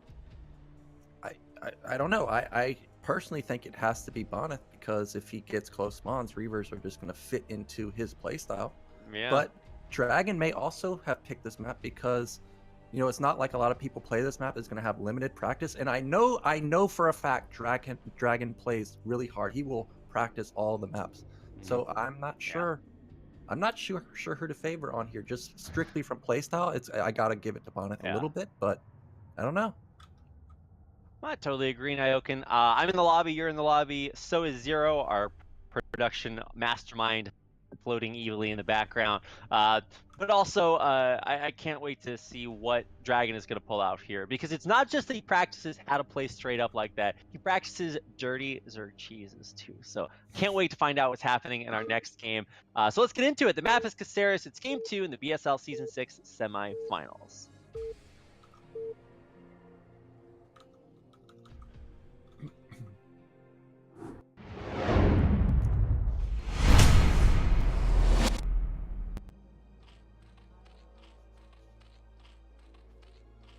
All right, hello everybody. We are into game number 2, the BSL semifinals, in the middle of the top of the screen of the map Caceres. This is our Canadian Zerg player, DragOn.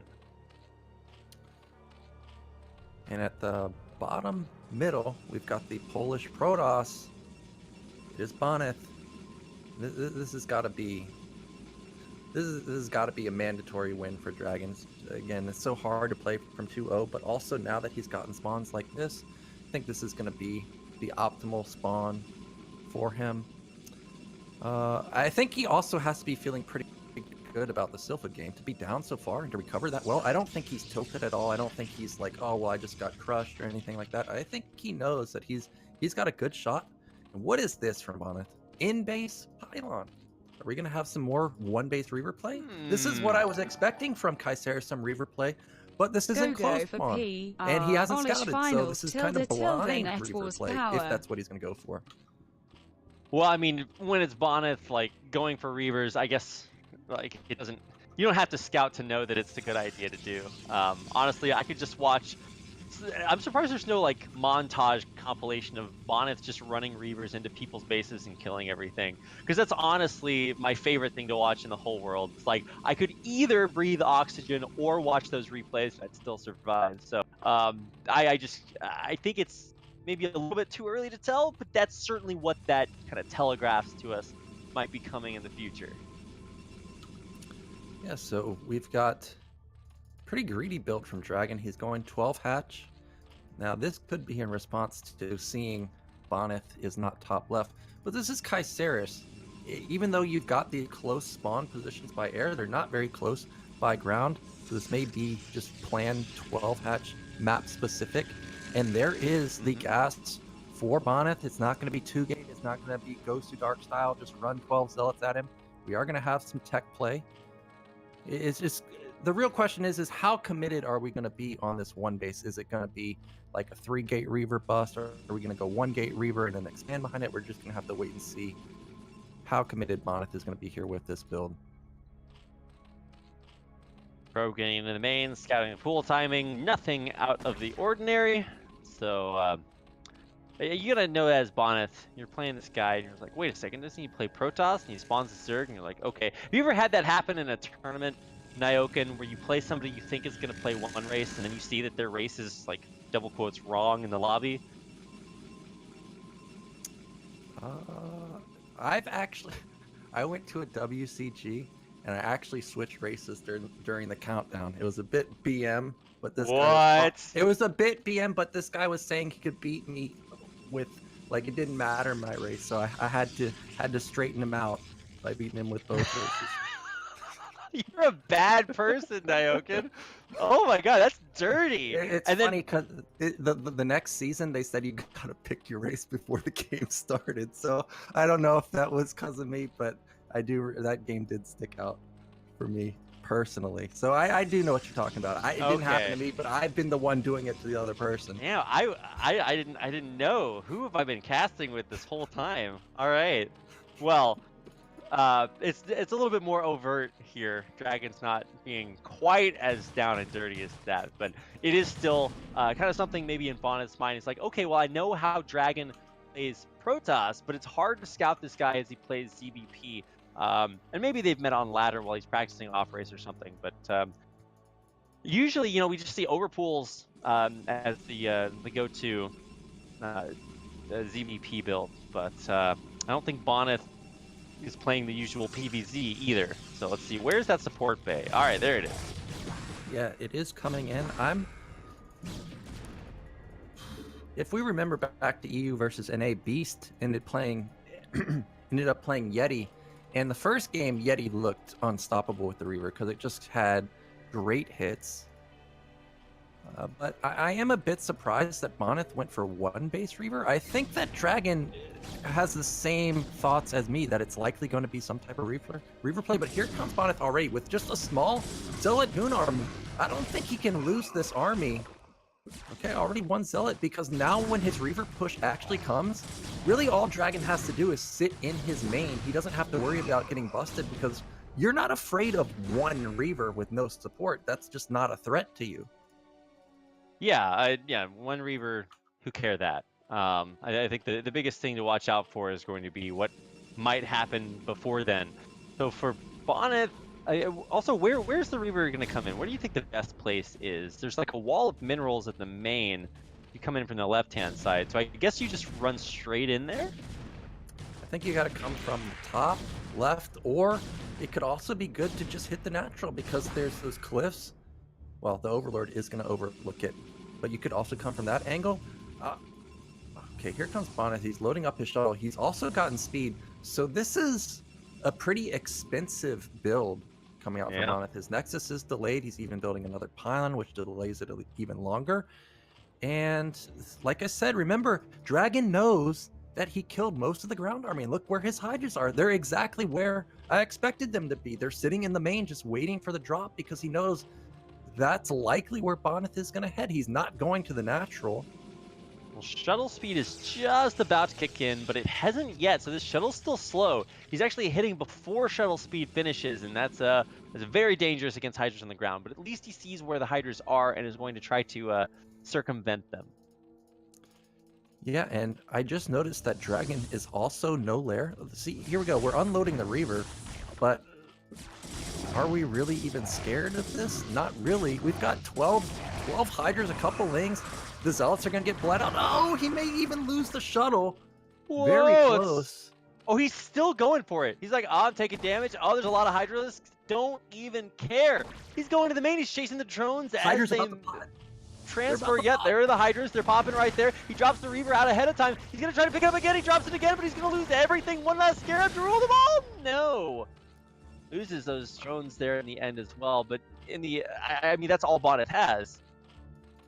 Yeah, so now what is Bonyth thinking? Because he's gotten off a full scout, he saw 3 hatches with no lair, so you're thinking that Dragon is probably going to be busting you. So what does Dragon do in response? He's not busting, he just built a round of drones. He's going to start powering, or is he not? Yeah, he is going to start powering. But Bonyth doesn't know that. Because of that, he's got his Forge coming in. You see him spamming out a second Reaver, another shuttle. Those are all expensive units that he would rather be putting into something else, most likely. Or how many cannons we're going to build? Or we're not going to build any. Wow, he's not building any cannons. So actually, Bonyth is responding to this perfectly. But I do like what Dragon did. Instead of going for the bust, he is just powering. But I am a little worried that we're still only on 3 hatches. I don't see a drone anywhere for a 4th hatch either. Yeah, I don't think we're going to have that anytime soon.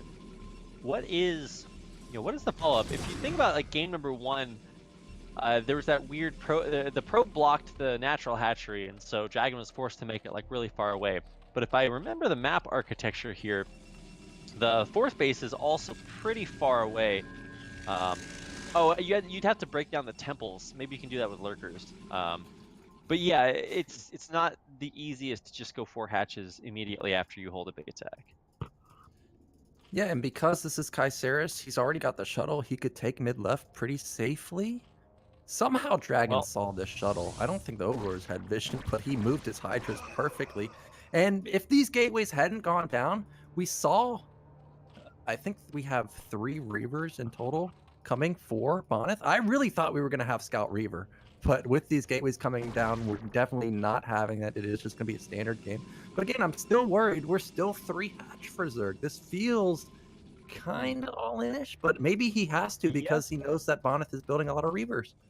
Well, one of the problems with going Reaver Rush is that you don't have any Corsairs, and that means that your Zerg opponent can just go mutas against you.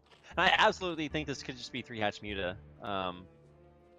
As soon as the Spire finishes, I guess we'll know. But mutas are a great way to push the shuttle back. They're a great way to like really get the harass across the map to hurt the Protoss player. There's no cannons in Bonyth or in Bonyth's mineral lines, so you can just run in there and kill every probe. So yeah, there's the 9 mutas on the way. Yeah, that's a great call.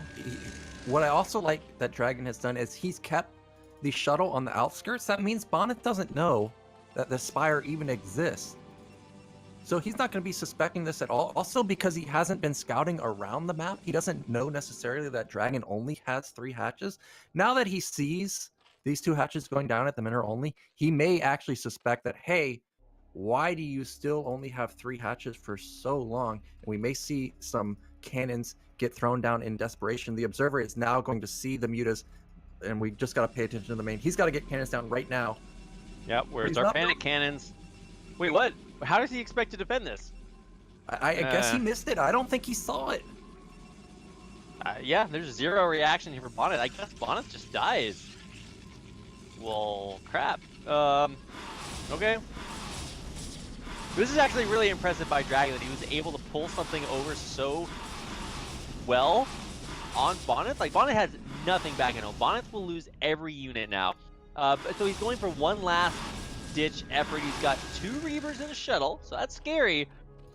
But he will lose everything back at home. Yeah, this is a base trade because there's no cannon at the natural either.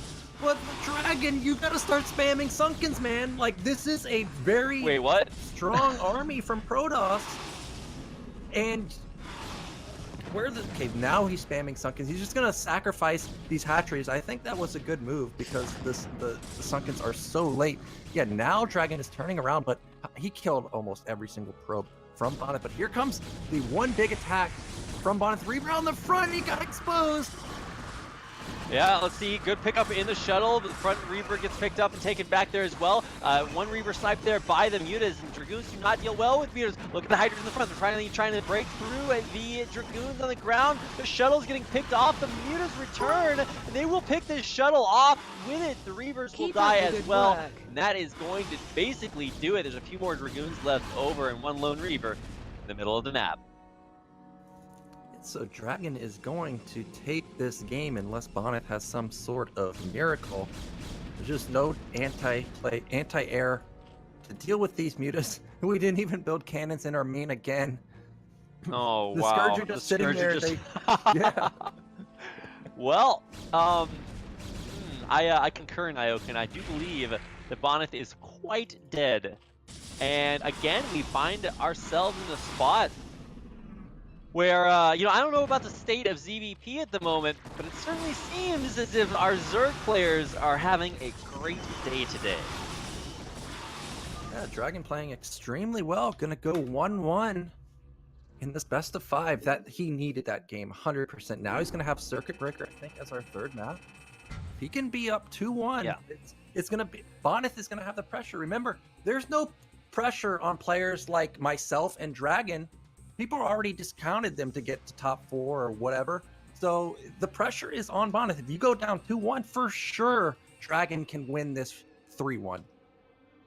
Yeah, absolutely. I mean, even if Bonyth brings it back 2 games, which he's absolutely capable of, I mean, DragOn, he's got something in the tank after this. And our last map is Heartbeat too, so you got to have some weird strats for that map because DragOn is one of these players, like you said earlier, that does prepare for the strangest of outcomes. So I'm excited to see what happens on Circuit Breaker because it is basically our last like super standard map. Eddie's a little bit weird, and then certainly Heartbeat is a strange one. So yeah, I don't know what to expect, but I'm really happy and kind of surprised that DragOn is having so much success.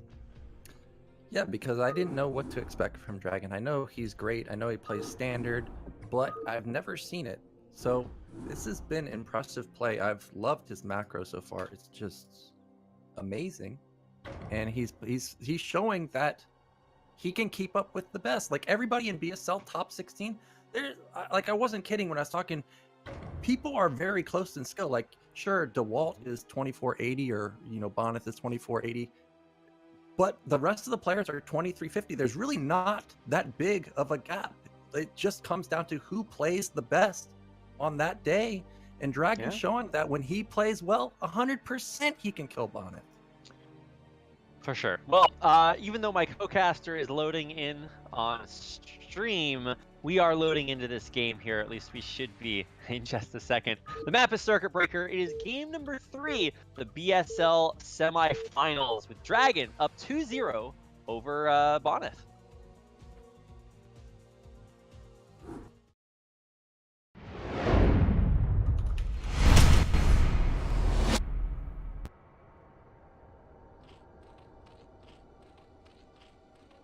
All right, welcome everybody to game number 3, the BSL semifinals. In the bottom right-hand corner, in the brown, up 2-0 in this series, this is DragOn. No, it's 1-1. If it was 2-0, wait, what? 1-1? What am I talking about? Okay, I promise I watched that last game. So I was thinking about game number 1, and I remember when DragOn was about to bring it back, and I was like, oh my god, DragOn's gonna win this game. It was such a surprising moment to me. That's what stuck in my brain. You're right, it is 1-1 in the series. I'm so happy that I have people who actually know what they're talking about here. Yeah, and we got top right.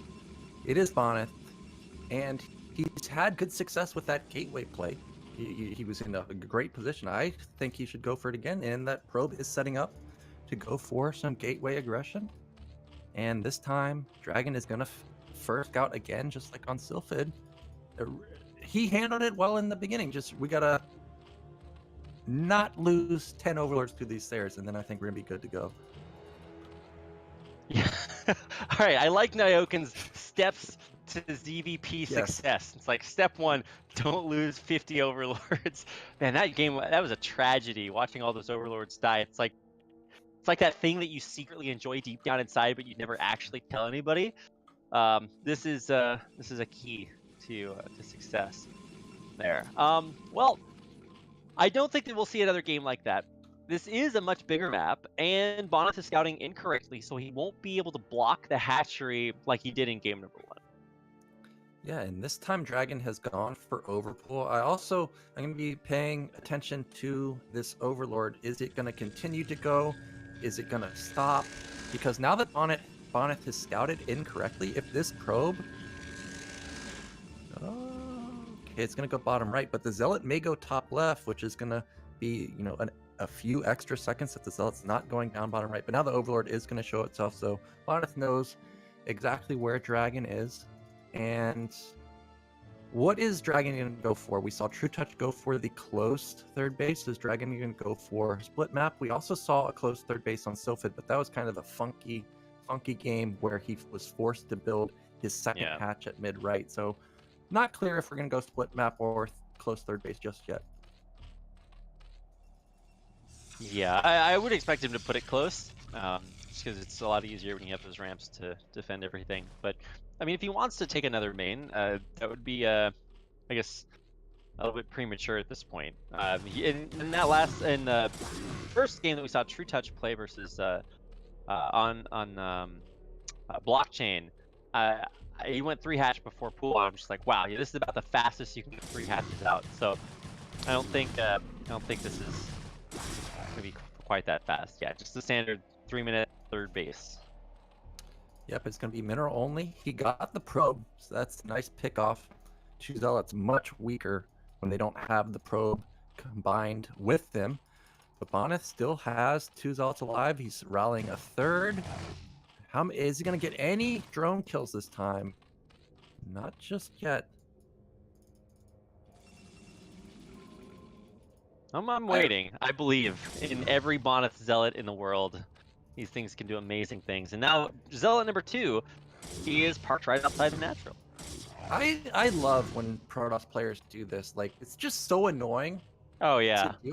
It's like a non-commitment from the Protoss. Also, this is literally, what, 200 minerals? It's negligible. It's just dealing so much. Look how many lanes DragOn has built. He hasn't killed a single Zealot yet. Okay, finally gets one, but no, you're right. These are like paparazzi Zealots. They're annoying just by being there. And then when you try to tell them to leave, they're just like, "What? I can just stand here. What? What do you mean I can't be here?" It's like, no, you're being annoying. So please leave. Thank you. The Bouncer Zerglings are gonna stop those Zealots from being annoying anymore. And okay, as long as he can. How is there still another one? All right. See, if this were TT1, he would save up all 3 to 4 of those Zealots and then hit at 430, and you're like, how does this guy have 5 Zealots? He's killing me right now. Is he gonna get another drone? Oh my god, that was so close. He got 2 drones there, almost a third. But yeah.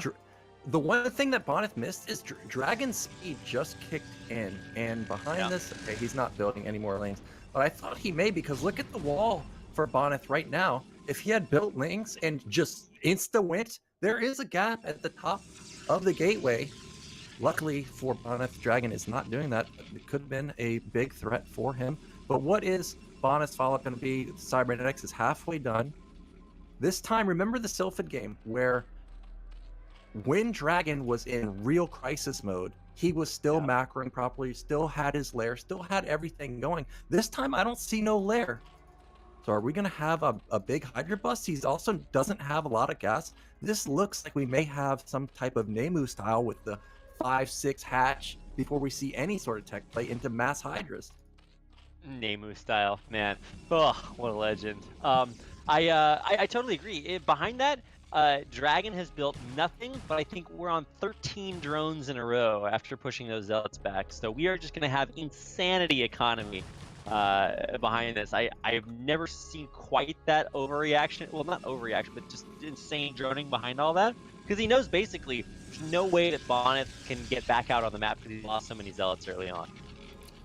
Well, this is going to be curious for DragOn because he saw the Stargate, but now Bonyth built a Dragoon. And really, when you're building a Dragoon, like a lot of times that means you're trying to hide something. So I'd be skeptical if that Citadel that he saw, if that's going to be a real Citadel. Is Bonyth going to try and pull out that Scout Reaver play? Or are we going to see some weird shenanigans go down? Are we going to see 5-6 gate and go mass Goon?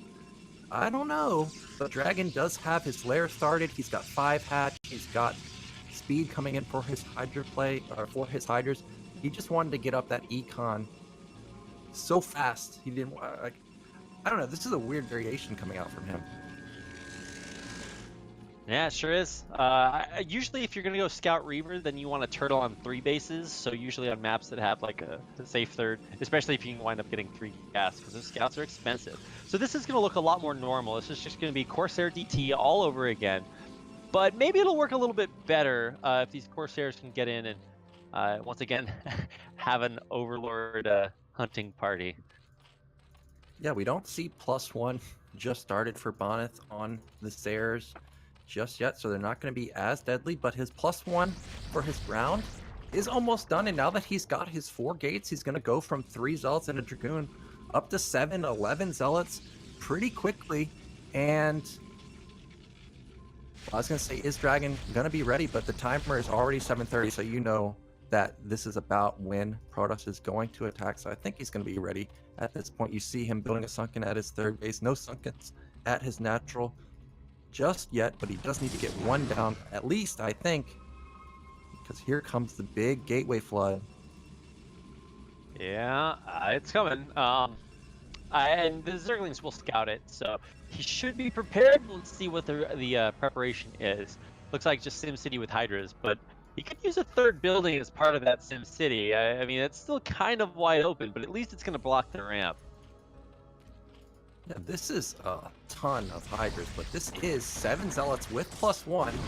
Bonyth getting a good angle, even forcing a drone. Wow, tons of units at the bottom. Also, DragOn didn't necessarily need to pull those drones, but he did make sure that he's safe. But this is looking exactly like my experience versus Beast on the ladder. Beast just had so many Hydras, like endless Hydras, didn't really build any static D. And that's exactly what we're seeing here. We just have tons of Hydras coming out from DragOn. Don't lose the Overlords, please.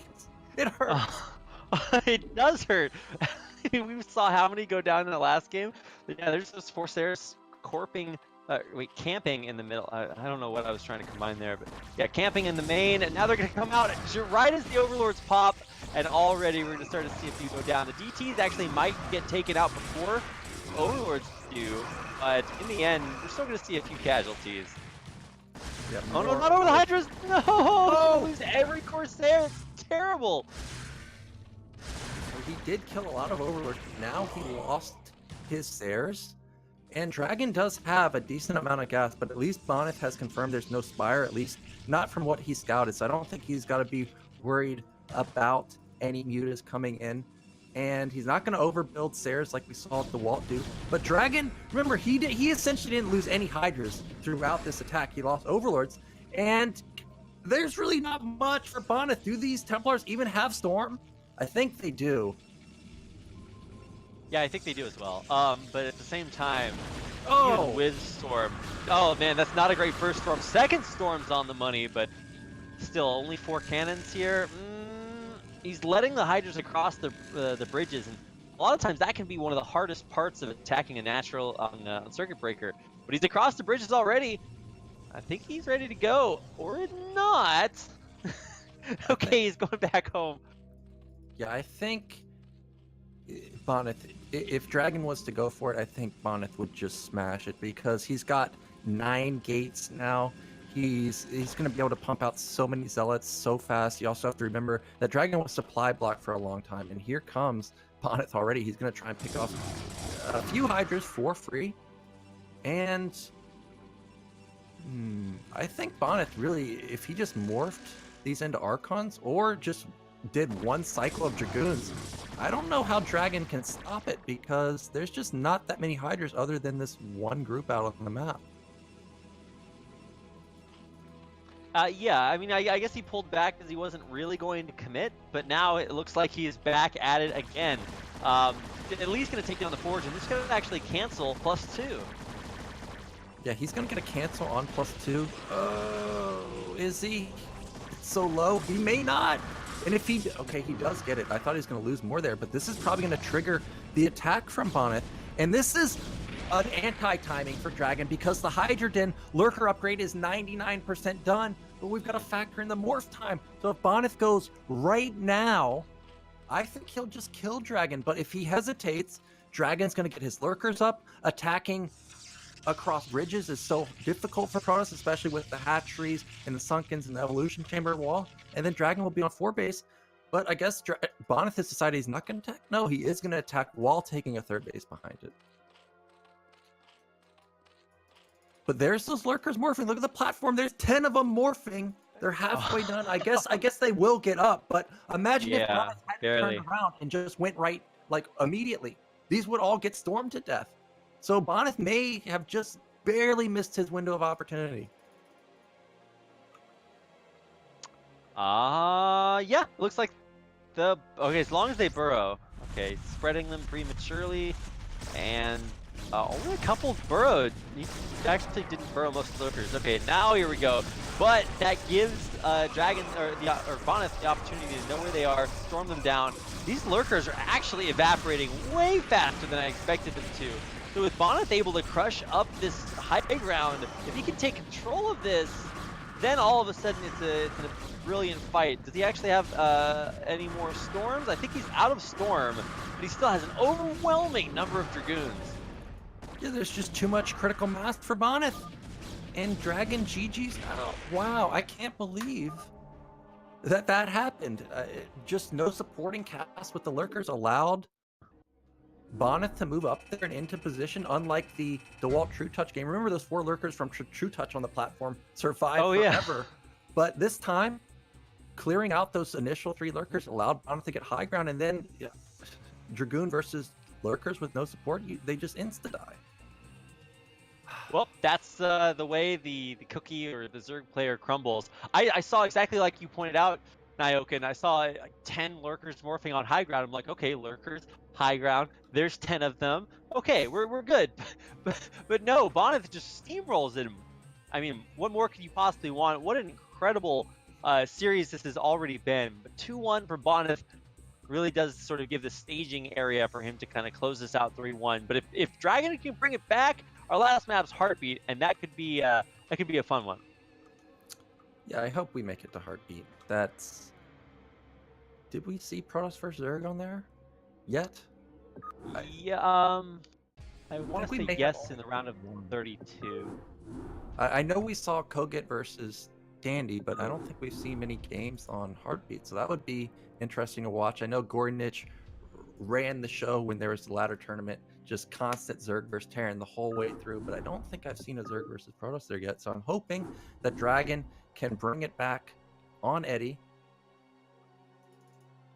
I hope so too. I want this to be a really close series because honestly, I can't believe how good this series is going. Because when you look at Bonyth, I think everybody expects him to get to the finals. But I mean, DragOn is the reason that we actually play series because you cannot count him out of anything. Even if you're just going off name value, well, you better start to remember the name because DragOn is really living up to the hype here. Even though, keep in mind, this is not his main race, but it is a matchup that he really prefers. So I think you can start to see why. Yeah, I mean, DragOn's just great. He's playing exactly, I guess, how I imagined, even though I've never seen him play Zerg. It's just super solid across the board. He's doing well. I don't think he needs to change anything, really. He just needs to play it a little bit better, just like what you just saw. Just we need more support with the lurkers, and then for sure he could have held that. And he's got a good map on In the Way of an Eddy. I don't think it's Protoss favored, but I know somebody in the chat pointed out to me when I kept saying blockchain is hard for Terran, that somehow Terran had a winning rate 60% versus Zerg and Protoss, so maybe I'm wrong, but I imagine that this has got to be a good Zerg versus Protoss map. I was thinking exactly the same thing. So I'm ready to go. Oh, it says invalid. No, I'm not. I thought I hit the password, but I mistyped it. All right. So now I'm ready to go. So let's get into it. It's game number 4 on In the Way of an Eddy. We have to win this. DragOn has to win this game in order to take us to an ace match and so that we get a chance to watch Heartbeat. So without further ado, let's get into it. It's map 4 between DragOn and Bonyth.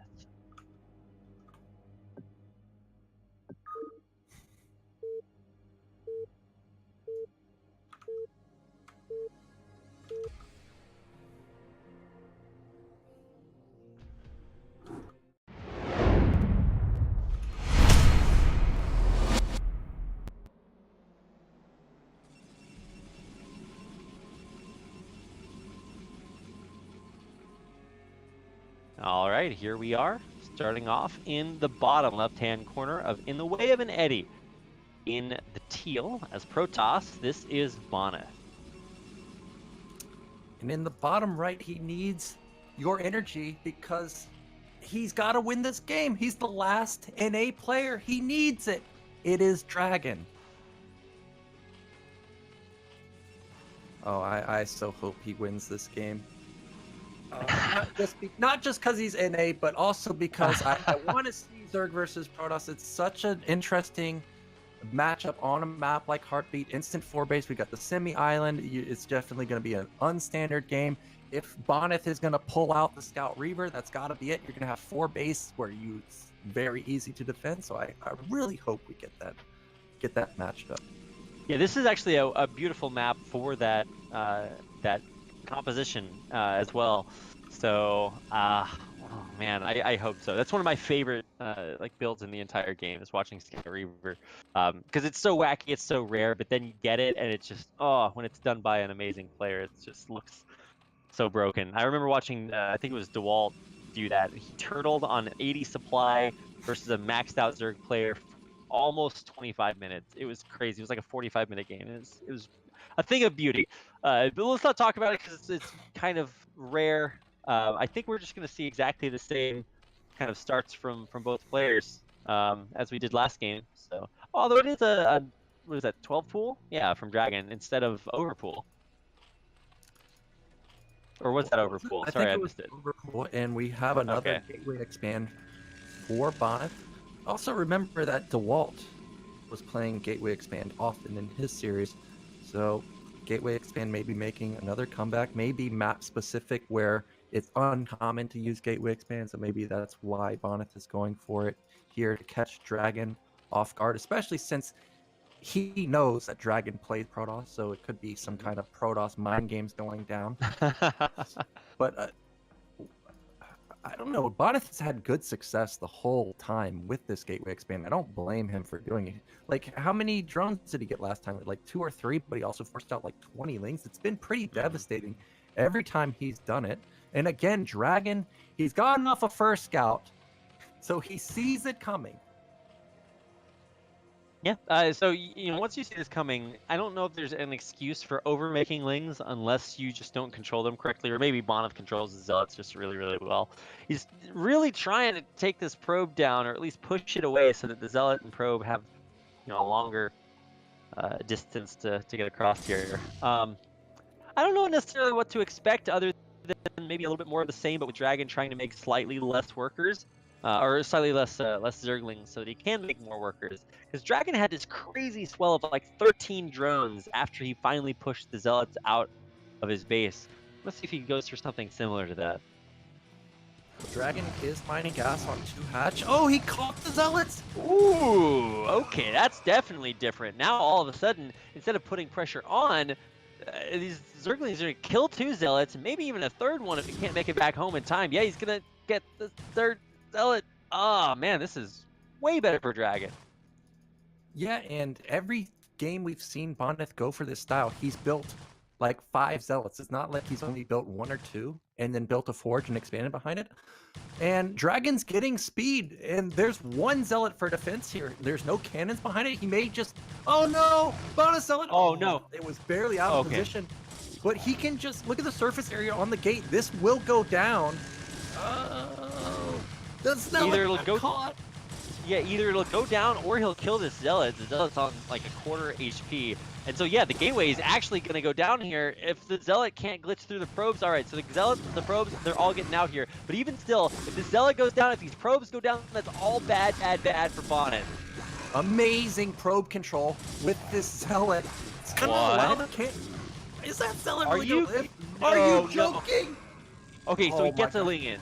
Yeah, but that's all he needs because he's got Mass Ling coming behind it. DragOn's all in. Tournament life on the line. 2hatch Mass Ling. This is it. This is so clutch. This is so exciting. The Ling's funneling across the map, but the cannon is up and the probes are blocking with the Zealot in the hole in the wall. So even though we are going to see a Ling flood, there's still a lair behind this, keep in mind. Oh, he does have the lair going, but the probe sees it.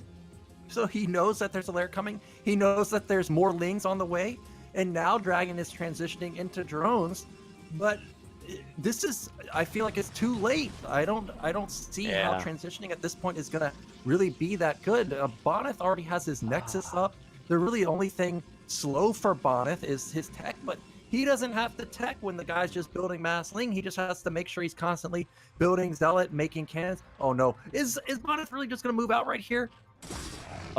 Gets 1 Ling for free. I think maybe best case scenario is you run in, snipe the gateway and run away, but even then you're losing Zerglings and you can't afford to do that. Because behind this, he is going to go, did he cancel the lair? Yeah, he canceled the lair and is building Hydras, so he's going to 2hatch Hydra him behind this. This is crazy. This is some old school stuff. I really thought when I saw the Hydra that he was going to go for some type of lurker bust, but he's going to risk it all with 2hatch Hydra. The probe was in the base, so the probe did see that drones were being built. And also because he saw the lair, he's going to suspect that this is Mutaplay. So if he overbuilds cannons at the main, that means they're not going to be at the front. If he builds cannons at the natural, but in the probe line, that's also not at the front. So Dragon's going to have a one punch window, maybe go with 10 Hydras. And there's really not a lot for Bonyth. There's 2 gates, 5 zealots. That's it.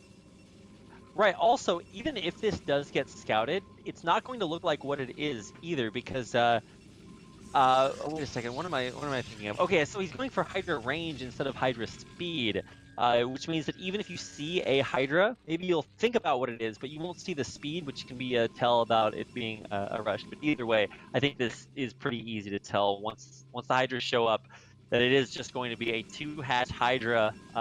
All in. That gateway still hasn't regenerated very many shields. It's only on 100 shields right now with 150 HP behind it. I don't know how Bonyth stops this. He's not building any more zealots. He's not building any more cannons. There's the Sair that just came out. He built a cannon in his main. That ain't gonna help him. The Sair isn't even gonna see it. I was just saying how really the only thing that was slow for Bonyth was his tech, and he's gonna see the 4 drones at the natural and be like, uh-oh. I'm getting all in, but he missed the Hydra that popped out at the natural. He still doesn't know, and all of a sudden Hydras are at his door. He's got to build like 5 cannons instantly. Man. Yeah, this is that Scotty build. He just doesn't know. He's going to hit the 1 cannon down. There's 4 coming up behind it. There's still only 1 cannon left here, but he should be able to target that down. I don't know why he doesn't just get rid of the gateway here. The 2nd cannon is going to go down. I'm not sure how many other cannons are going to be able to come up behind us. The probes are drilling through, but even the Zerglings are just going to take care of that. The Hydra's dealing terrible, terrible damage to everything that's outside the wall, and even everything inside it might not even get a chance to come up here. Yeah, these cannons are not going to come up here. Is Dragon the mastermind we always knew he was? The cannons are down. Rapid, this gateway is still alive. Oh, I was going to say, you could get a DT out, but no, Bonyth gonna go down, and it's 2-2. Ace, or final match on Heartbeat. Rapid, I'm so excited. How did we get here, Nyoken? What a beautiful game Brood War is, and truly how beautiful are both of our players here. Just incredible series.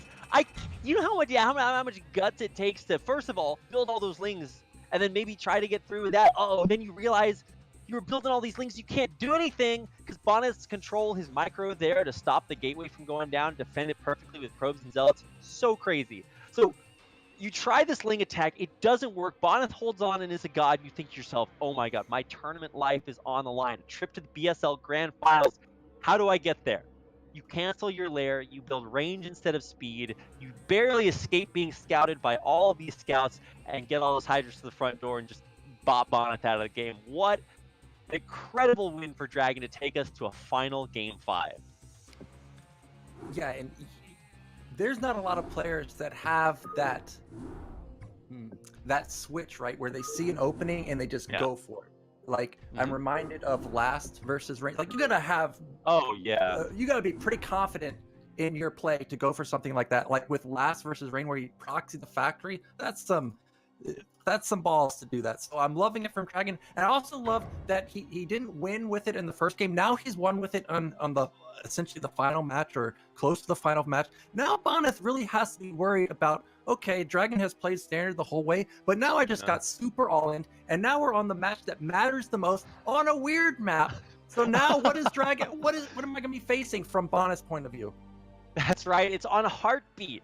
So if you guys don't know this map, don't worry. We're all on kind of the same page. It is it's a strange one for sure. It's got these weird high ground platforms that are like third base islands with vulnerable minerals, so you can't mine from them for free. It's just such a strange construction. If you try to move through the middle of the map, good luck, because these heart-shaped not pylons, but like obelisks will stop your units from like being like clumping up. It's really, really strange.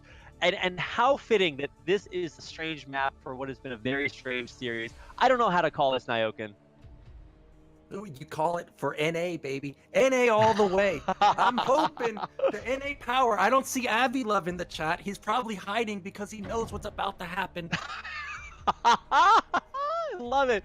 Where's the E representation? I don't know. Also, we've got TT1, the fellow Canadian brethren of Dragon here. cheering him on too. So that's 2 Canadians to 0 Europeans. It's not a good it's not a good ratio. All right, I'm in the game. Let's do it. Let's finish off the BSL semifinals here in style on the map Heartbeat.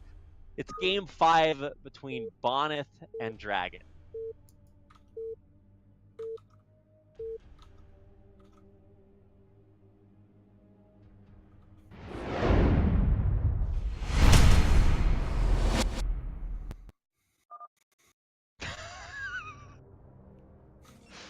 I'll read the copy pasta in a second, but let's start out by introducing our players in the upper left-hand corner.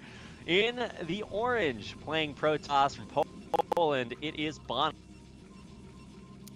And in the top right, he's showing that not only can he play trutaCz, he can also play Zerg. It is DragOn. Yeah, Europe was founded in. Sorry, I gotta do this. Europe was founded in 1848 by Walker, Texas Ranger, when he rode a horse across the Atlantic and called it Eastern USA, which is abbreviated as EU. Like, okay, sorry, just had to get that out of the way. Now you can talk about the actual. I love that. I love that specific one. I don't know how these people come up with stuff like that, but they're hilarious.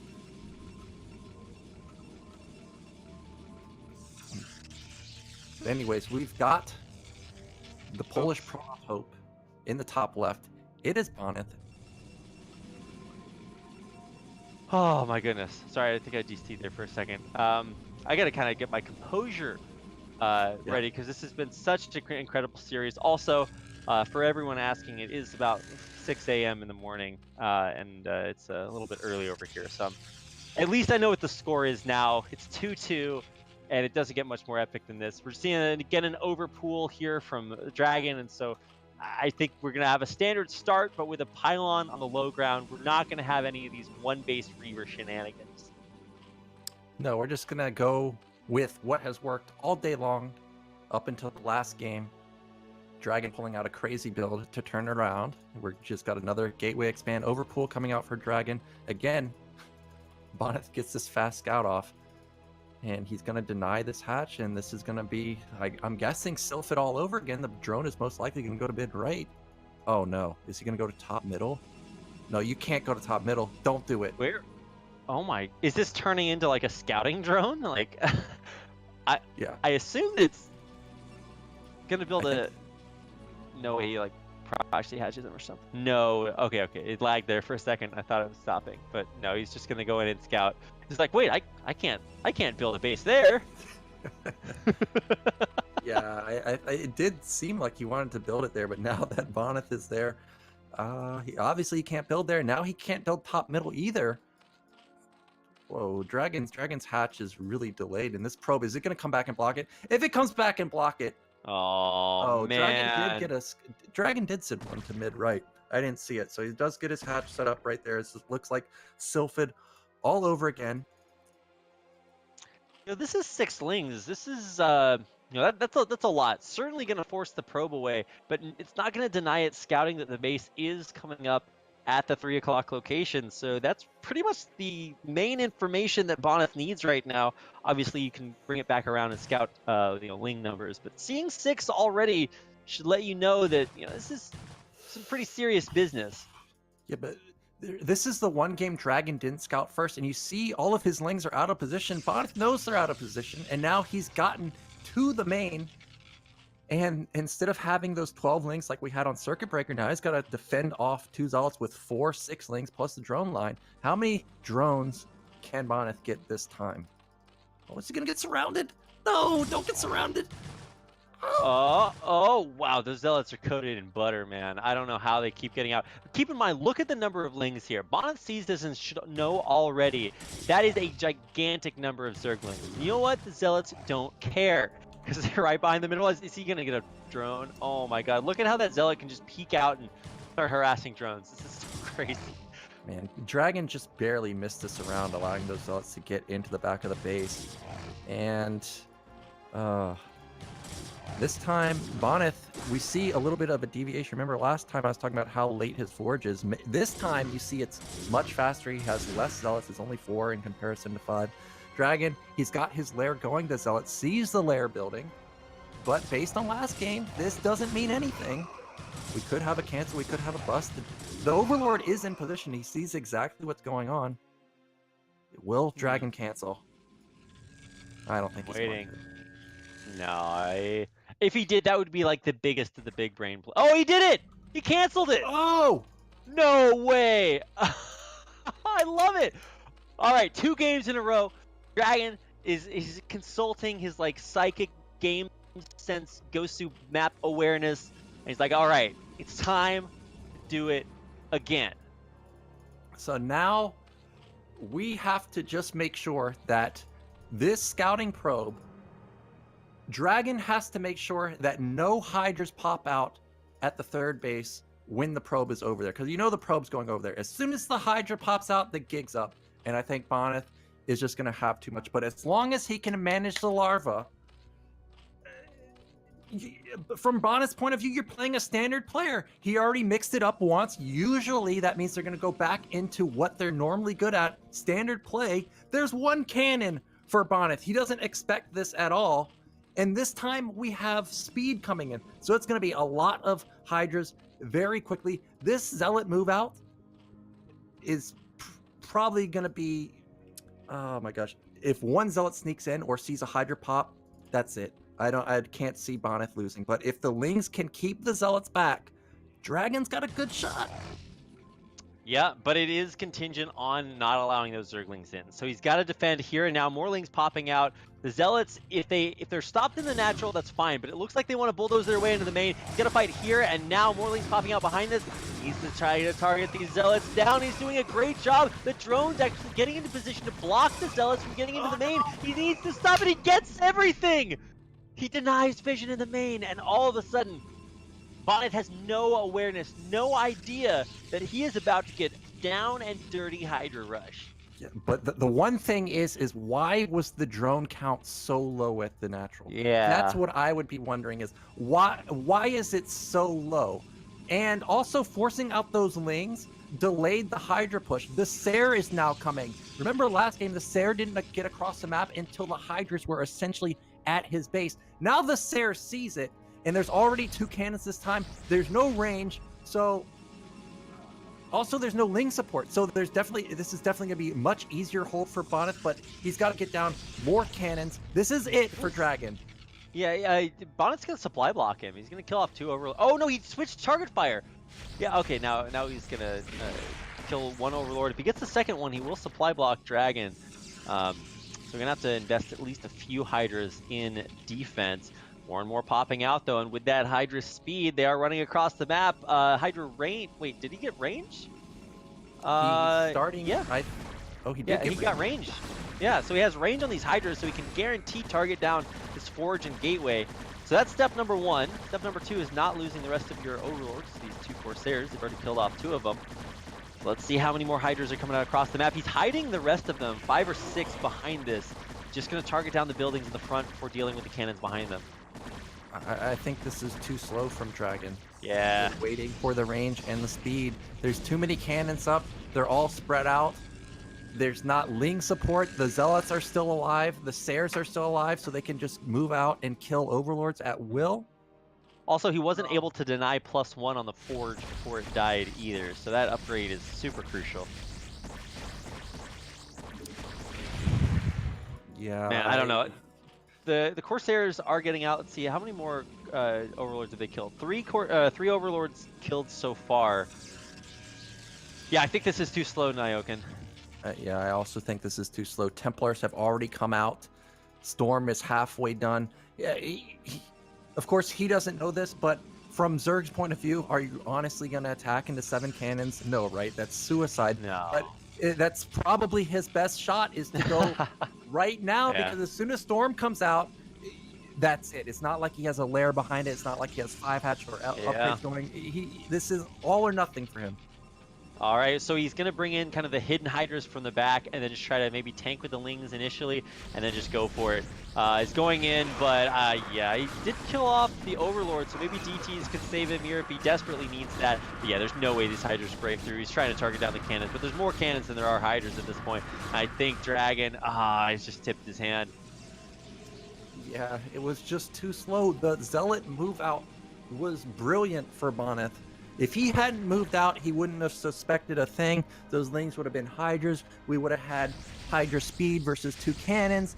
And for sure, I think DragOn would have busted through, but Bonyth just too smart for that. He didn't even see any Hydras pop out, but he just knew from the drone count, from the lings, everything, that something weird was happening. And because of that, he built down a 3rd cannon, and he's just too airtight.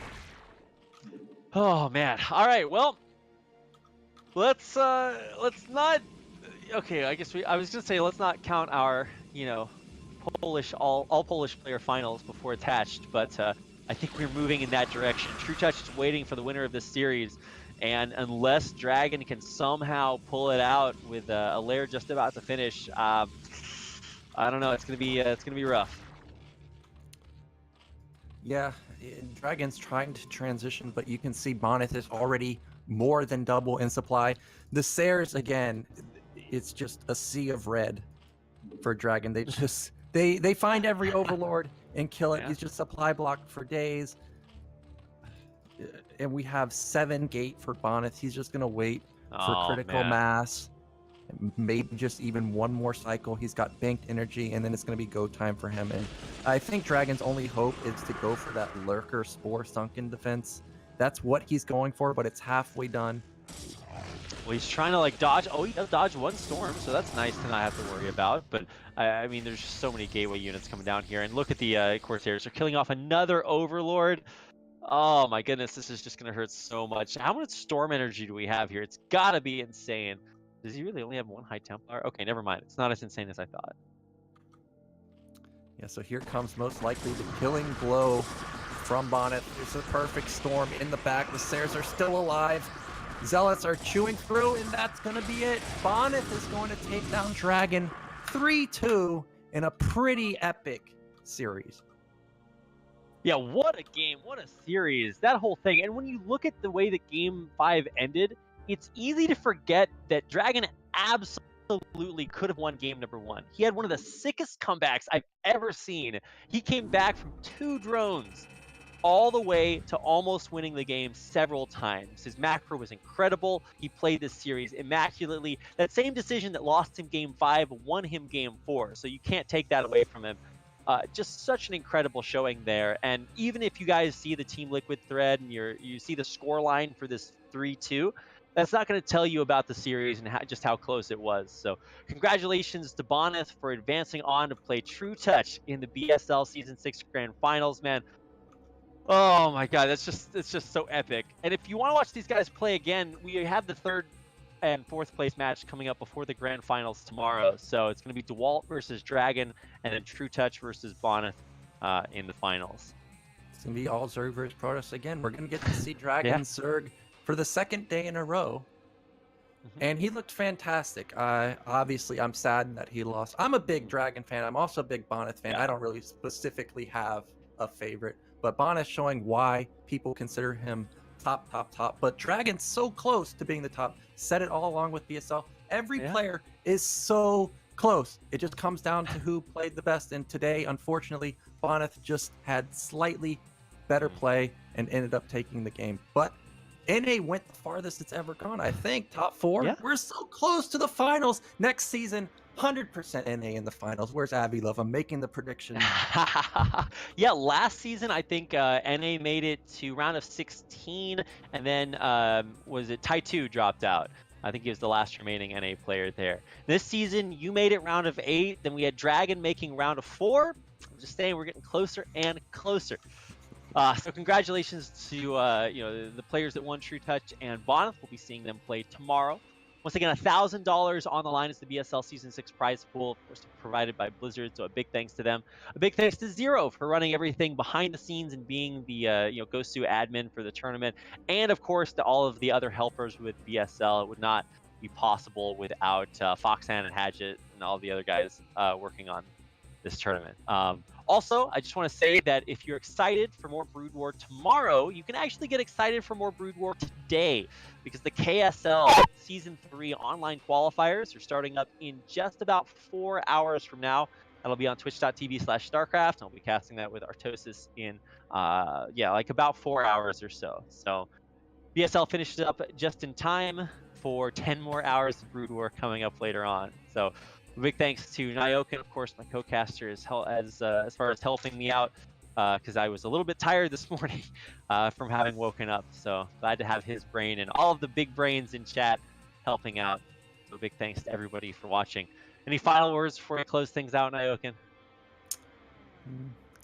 No. Well, I guess a few. I'm looking forward to KSL. I signed up for it. I know a bunch of people signed up for it. Yeah. Hopefully we can go deep. Hopefully some foreigner can make it to the next round. I'm rooting for Eon Zerg. I know he signed up. I don't know who else signed up, but definitely give the foreigners your power. If we can get a foreigner to qualify for ASL, I would lose it. Oh, also trutaCz is there, so maybe just give your energy to trutaCz. I believe in the trutaCz. All right, I will do that. Big thanks once again to everybody for coming out and watching. We'll see you back here tomorrow for the BSL Grand Finals, and in just a few hours for KSL qualifiers. So thanks to everybody for watching. See you tomorrow.